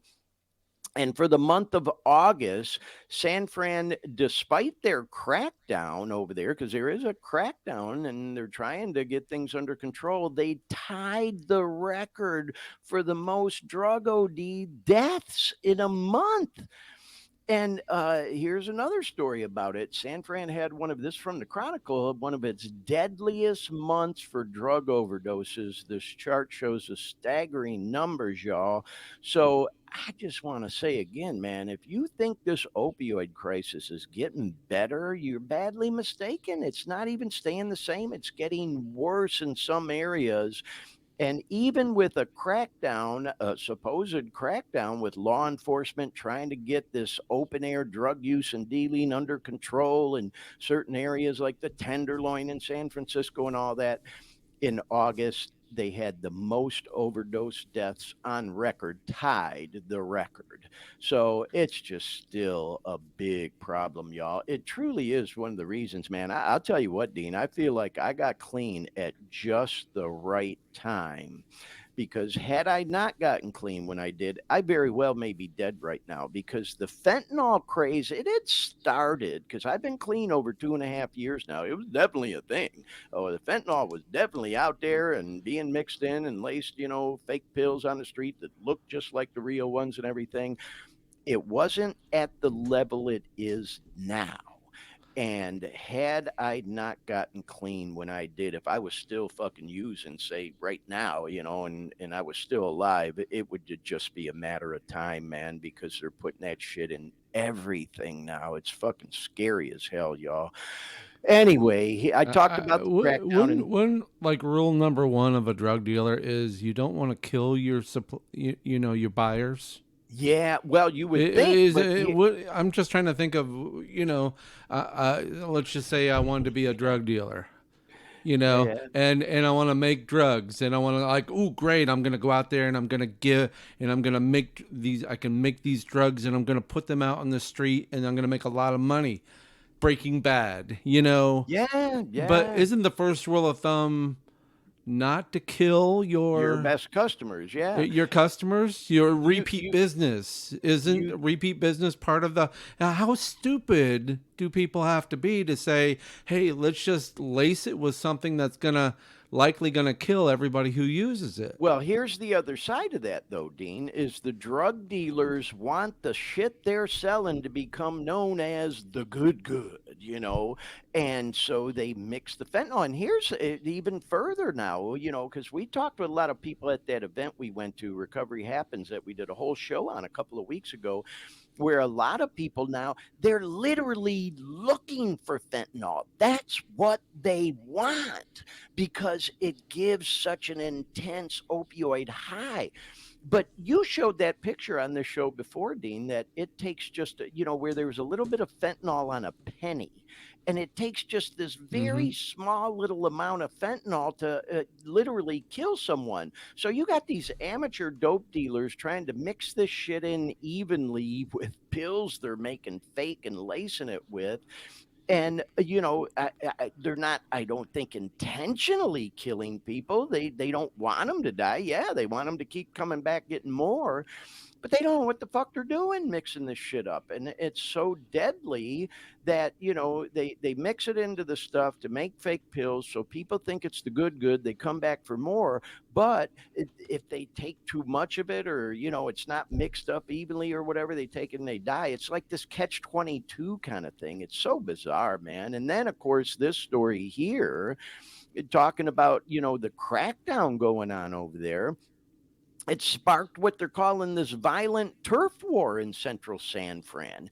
Because it's like I've talked about on the show. Yeah, it's nice to see that the authorities are wanting to do something to try to track down on it, but they go into these areas like the Tenderloin or drug infested areas and crack down. Is it kind of like just stepping on an ant pile, where now all you've done is scattered them and they go into other areas because they got to get out of the Tenderloin. So now they're trying to go into other neighborhoods where there's already drug dealers established, and they're like, oh hell no, bro, this is our block, get the fuck out of here. And now you got turf wars going on over there. So this is a crisis that is like out of fucking control, y'all. The OD rates as bad as it's ever been, records in San Fran. Now you got turf wars going on because they're trying to crack down. Something's gonna blow, man. It's like I just feel like it's this boiling pot that's about to fucking explode. I just don't know what to say about it anymore, y'all. But I'm keeping my eyes on it in the news anyway. That's that. So let's move on to this next story, because this one's a trip, y'all. I know, and I'm sure a lot of our viewers and listeners do. I know a lot of elderly people that use opioid painkillers. And, again, I've said on this show, hey, man, we talk about it all the time, trying to, help people who want to get clean, but we're not going after anybody who legit uses painkillers. If you use them and they're not causing trouble in your life and they work for you and you're able to take them as prescribed, you're not, strung out, buying shit off the street, whatever. Hey, do you? What's also happened, though, is that doctors are dropping patients left and right because of the federal scrutiny. The DEA will come into these places, want to pull their records.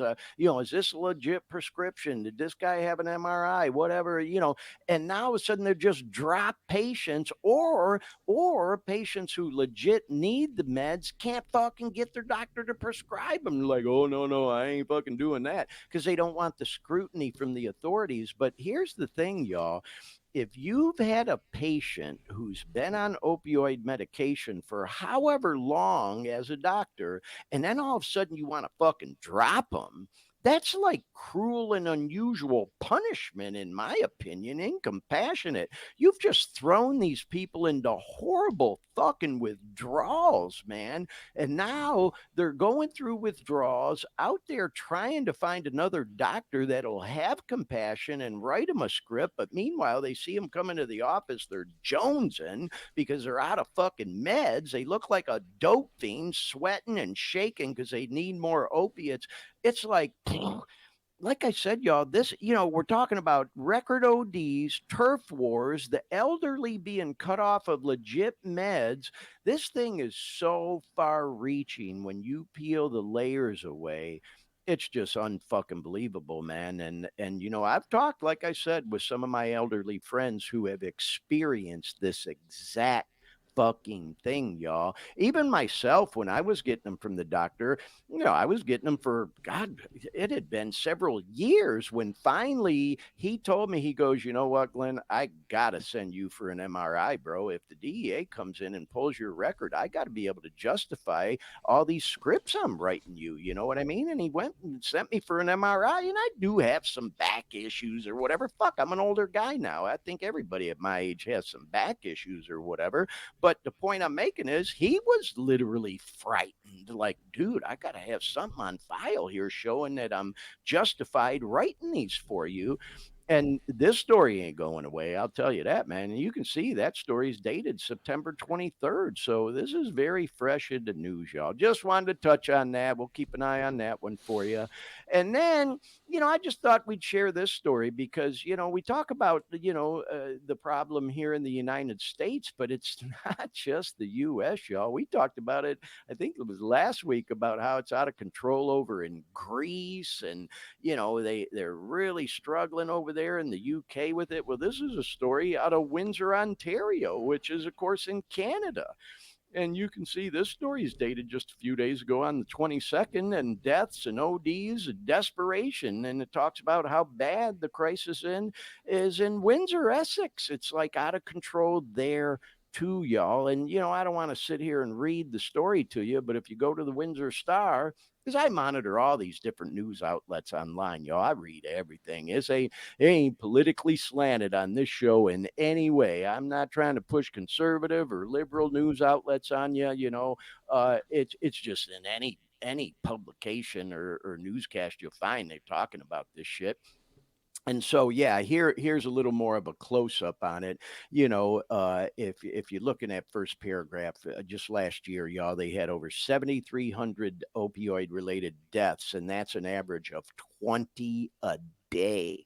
20 people a day are dying in fucking Canada from this shit, man. So we talk about it, on our show in our opening, how many people are dying every day from this shit. And it's the same in other countries, y'all. It's horrible what's going on. And then, here's another story. We just a follow up. And you can see here, like I said, y'all, what I said is true. I monitor all the different news outlets. This is from fucking Al Jazeera of all things, but hey, man, I keep an eye on what they're covering. And we talked about this, Dean. Remember the daycare in New York City where the 1-year-old got a hold of some fentanyl and died, and 3 other little kids went to the hospital? Can't even send our kids to daycare now. So see what I'm saying? How this is so far reaching. You got turf wars in San Fran, record ODs, problems in Canada, elderly can't get their opioid pain meds, kids in daycare dying from an OD. Well, once that story was followed through on, since we talked about it, they found all this fucking fentanyl beneath some trap floor in this daycare center. And so, yeah, man, we talked, it don't take much fentanyl to kill a person, let alone a 1-year-old little kid. You mentioned it last week, Dean. Little kids rolling around on the floor, they stick their hand in their mouth. Who the fuck knows what happened? But man, oh man, that's what happened. They had this shit hidden under some fake floor. And man, it's just crazy, y'all. It is just so fucking out of control with that shit.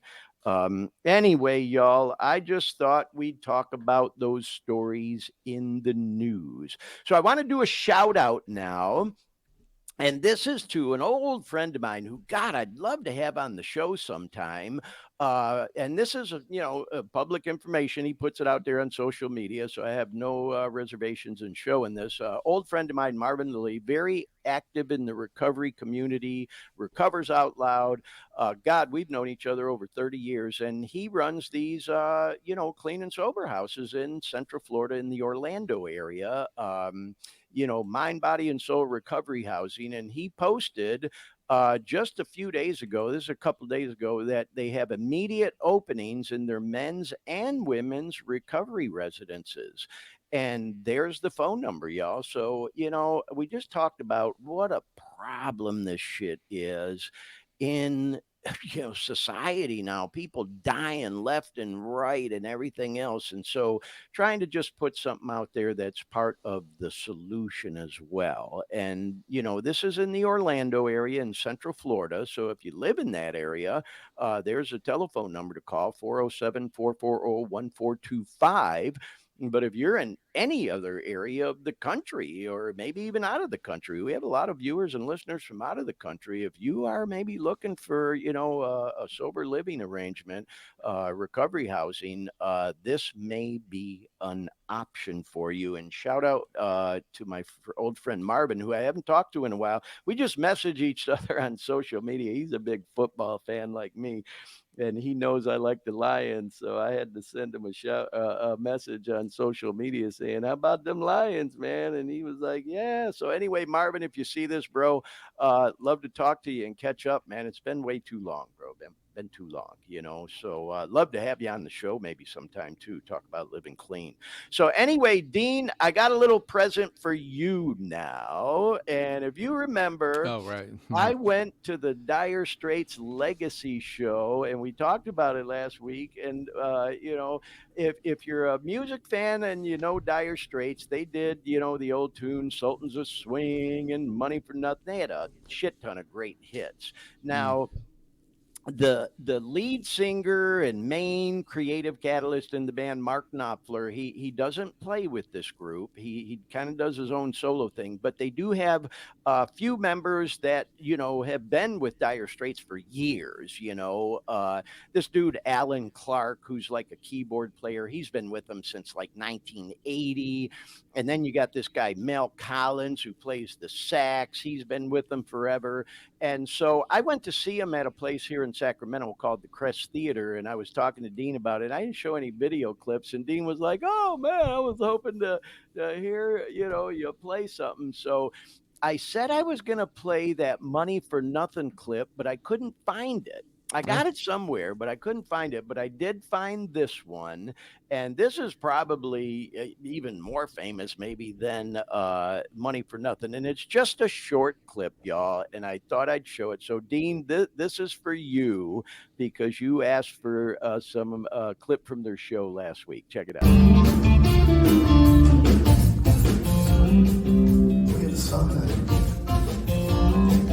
We're something.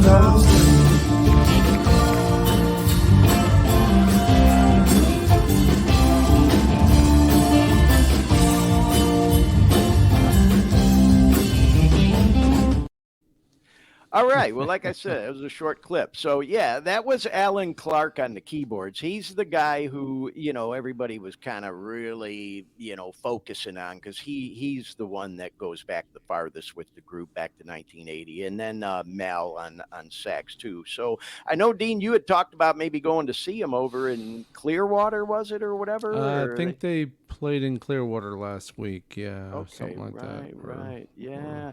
Well, anyway, that was a fun show, y'all. So moving along, I got to talk about this one. I went to see Cannons. And oh my God, did I have fun. Now, if you remember, I talked about it on this show. I went to see them last April down in Hollywood at a place called the Roxy. And I remember, Dean, you kind of, when I showed these pictures then, you were like, "Woo, hubba hubba, that's Michelle Joy." And that's a beautiful picture of her with the blonde hair. Now, the thing about Cannon, y'all, is they've been together for like over 10 years and been making music that long, but they never made it big until one of their songs called "Fire for You" was picked up by a Netflix show called Never Have I Ever. And they didn't just play a clip from it, they literally played the whole song. And that was it, man. They blew up after that. They'd done interviews where they talk about after that show was on and their song was on there, they start getting calls from record companies. Now, man, they put out hit after hit after hit. A lot of their old stuff nobody knew about made it big now, and they're just huge. And I love them, man. I love their music and got to meet Michelle Joy. Those are pictures in the VIP area after the show they did in the Roxy, and she was so nice to me. Shout out Michelle. And I'm almost positive she recognized me at the show I saw them at in Sacramento last night because she kept looking my way. And I'm going to show a couple clips in a second. I think y'all see what I mean. I also got to meet Paul Davis, who's the keyboard and bass player in the band. Such a nice guy. They were so nice to me. And then, if y'all remember, I promoted this back then. They were right after I saw them in Hollywood, they were guests on the Jimmy Kimmel Live show and debuted one of their new songs. And so, anyway, y'all, I just thought I'd show that. I went to this festival called the Farm to Fork Festival right in downtown Sacramento. And it's right by the Capitol. And of course, you can see the Tower Bridge in the background on the picture on the right. And so, anyway, I thought that I would show just a couple of clips, y'all, from that show. This is the song that made him famous called Fire for You. Check it out.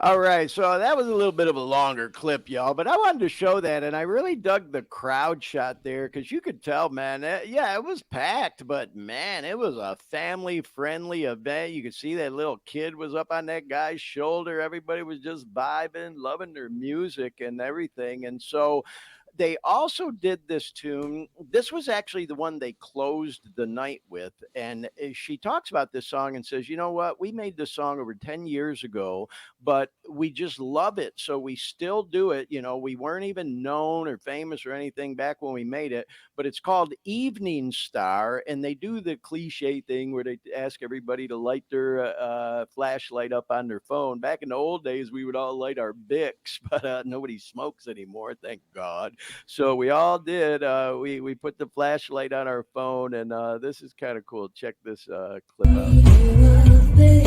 Tell me on the wall, you've been dreaming love. We're dancing in the dark, we're spinning in circles. I'll take you to the top, we go deep, don't stop.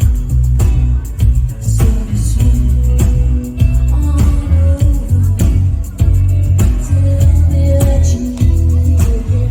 I wanna take you high into the night. Let the stars in the sky. We could live our lives. I wanna take you into the night.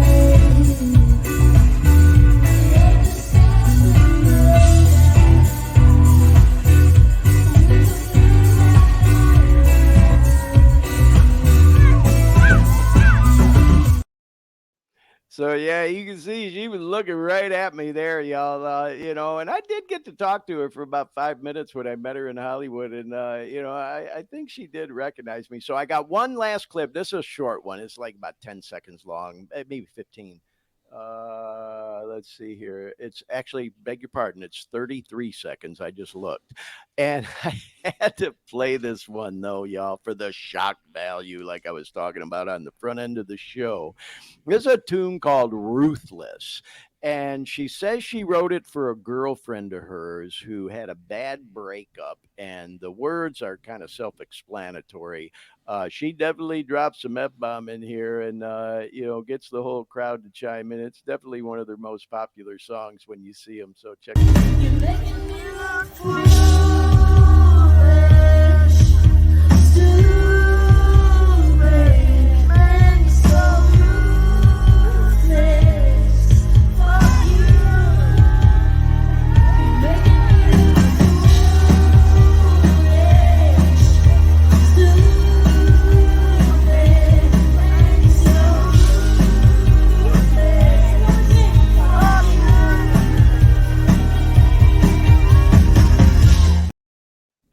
So yeah, there you go, y'all. So that was the Cannon Show at the Farm to Fork Festival, and you can see, man, I literally got right up at the front. I was off to the side a little bit there, but I leaned up against that rail the whole show. And when she'd come over to that side of the stage, we were like maybe 10 feet from each other. Definitely got some great camera shots, and so that was a view kind of when I was approaching the stage. You can see, the way they had it set up outside. It was such a beautiful night. And by the way, that was a free show too. There was no admission to get into the festival or for the concert or anything. And man, what a great time. I'm so happy that I went down there. So this next thing though, I wanted to show this, Dean, because I thought you would get a kick out of this and our viewers and listeners. So I walk around the thing after the concert was over, and there were, God, a shit ton of food booths. They do call it the Farm to Fork Festival, and they had all kind of art displays and everything like that. But have you ever heard of a silent disco? Well, you're about to experience it. Check this video out. Okay. I had heard of it, but I'd never seen one before. So here you go. Check this out. All right, y'all. So here's something a little different. I've never seen something like this before. So funny. I've heard about them, but I've never actually seen it.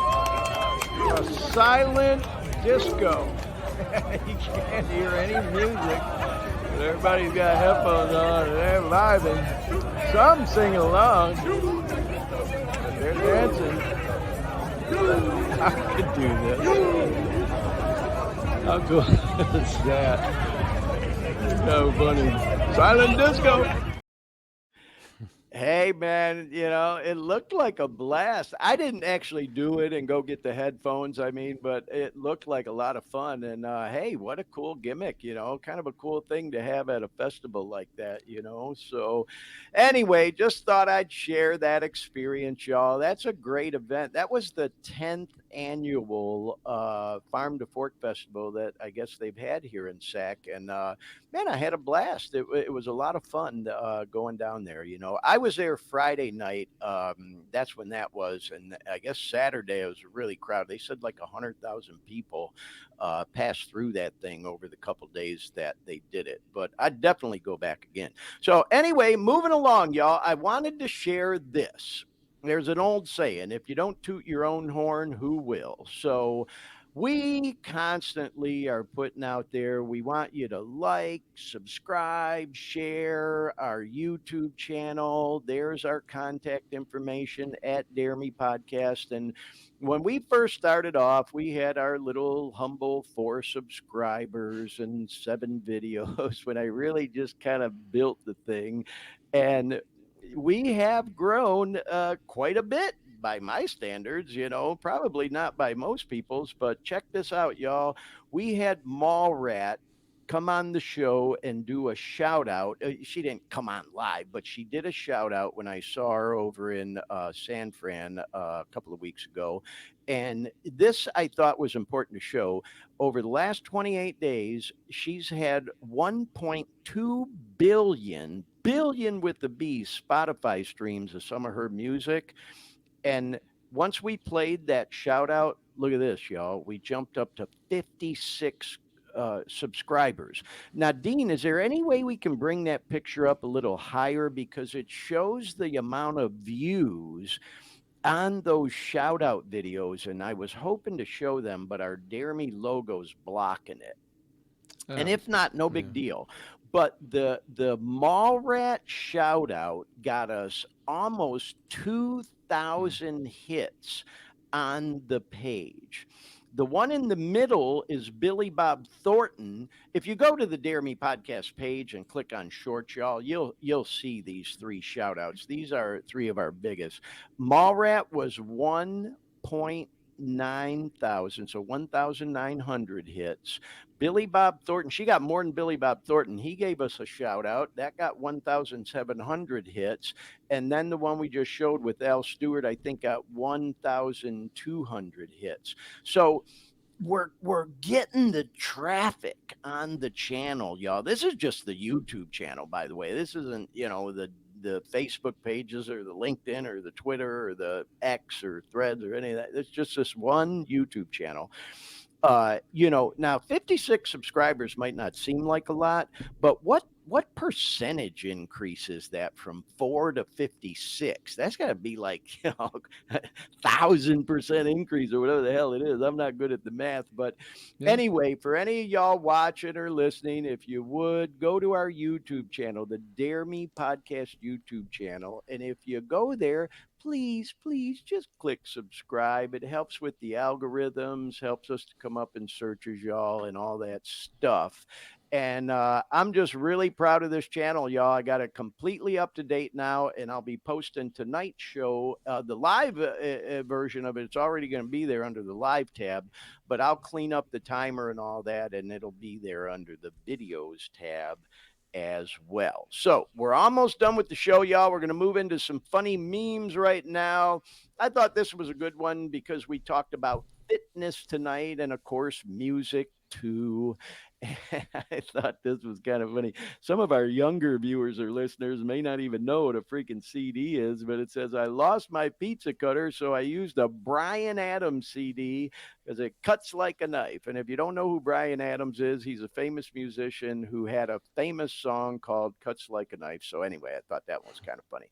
Anyway, also in line with the whole fitness thing, y'all, here's one for those that understand when you do leg day, your legs get kind of wobbly. If you get pulled over and a cop asks you to walk the straight line, you may have some challenges. So, I thought this was funny. He's just saying, hey, officer, I swear it was leg day. And then here's one, no pills, no exercise. In just 1 month, you can look chiseled too with some Photoshop courses. We showed all those pictures of me and G earlier, and I swear to God, y'all, those are not Photoshopped. We're not juicing. There's no steroids. Those are legit fitness pictures of us just trying to live healthy, y'all. And then had this last one I thought was kind of funny, y'all. Forgot to post on Facebook that I was going to the gym. Now the whole workout is worthless. So I just thought I'd share that because I'm always checking in at the gym, y'all. And for those of y'all that get frustrated by that, I get it. I do it on purpose, though, because it's a motivator for me when I see other friends of mine checking in at the gym. And we kind of, are each other's biggest cheerleader. Like, hey, I'm still doing that thing, man. And hopefully, if we can plant the seed with even one person to maybe start living healthier, get fit, eat healthy, like all the things we talked about with G on this podcast today, then it's all worth it. So anyway, if you can't make fun of yourself every now and then, what's the point? You got to have humor. And sometimes self-humor or making fun of yourself is the best kind of humor to have. So anyway, with all that said, y'all, it's been a long show, but lots of great information. Thank you so much again to my son G for being on with us today. It was so cool. I hope y'all enjoyed meeting him and hearing from him and hearing all his great tips and recommendations. Hope you enjoyed the content. if you're a person struggling with substance abuse disorder, addiction, the opioid thing, whatever the case may be, we hope we provided you with some content that killed some time for you, maybe while you're trying to kick. If you're dope sick like I was, online scrolling, looking for shit to kill the time while you're getting that shit out of your system, go to our YouTube channel, maybe check out some of the other episodes. There's a lot of content on there now and more to come. So with all that said, y'all, we often say at the end of this show, if you're going through hell, keep fucking going. You can come through the other side of it. If I can do it, you damn sure can do it too. We wish y'all all the best. Hope you have a safe week. We hope to have you on again, or have you back to watch or listen again next week. We got some great guests lined up coming up on the show soon, and some other great topics coming up. So stay tuned for more. Dean, just want to say thank you to you again for holding it down back in Orlando. I know me and G kind of hijacked the show, but I really appreciate you, participating and keeping us on the air on all the platforms and all the things. Anything you want to add before we wrap up, bro? It was a good night. I will see you soon again next week. All right. You got it, Dean. Well, hey, everyone. Thanks again for checking out the Dare Me podcast. We'll see you next time. Be safe, peace, and talk to you soon. Good night.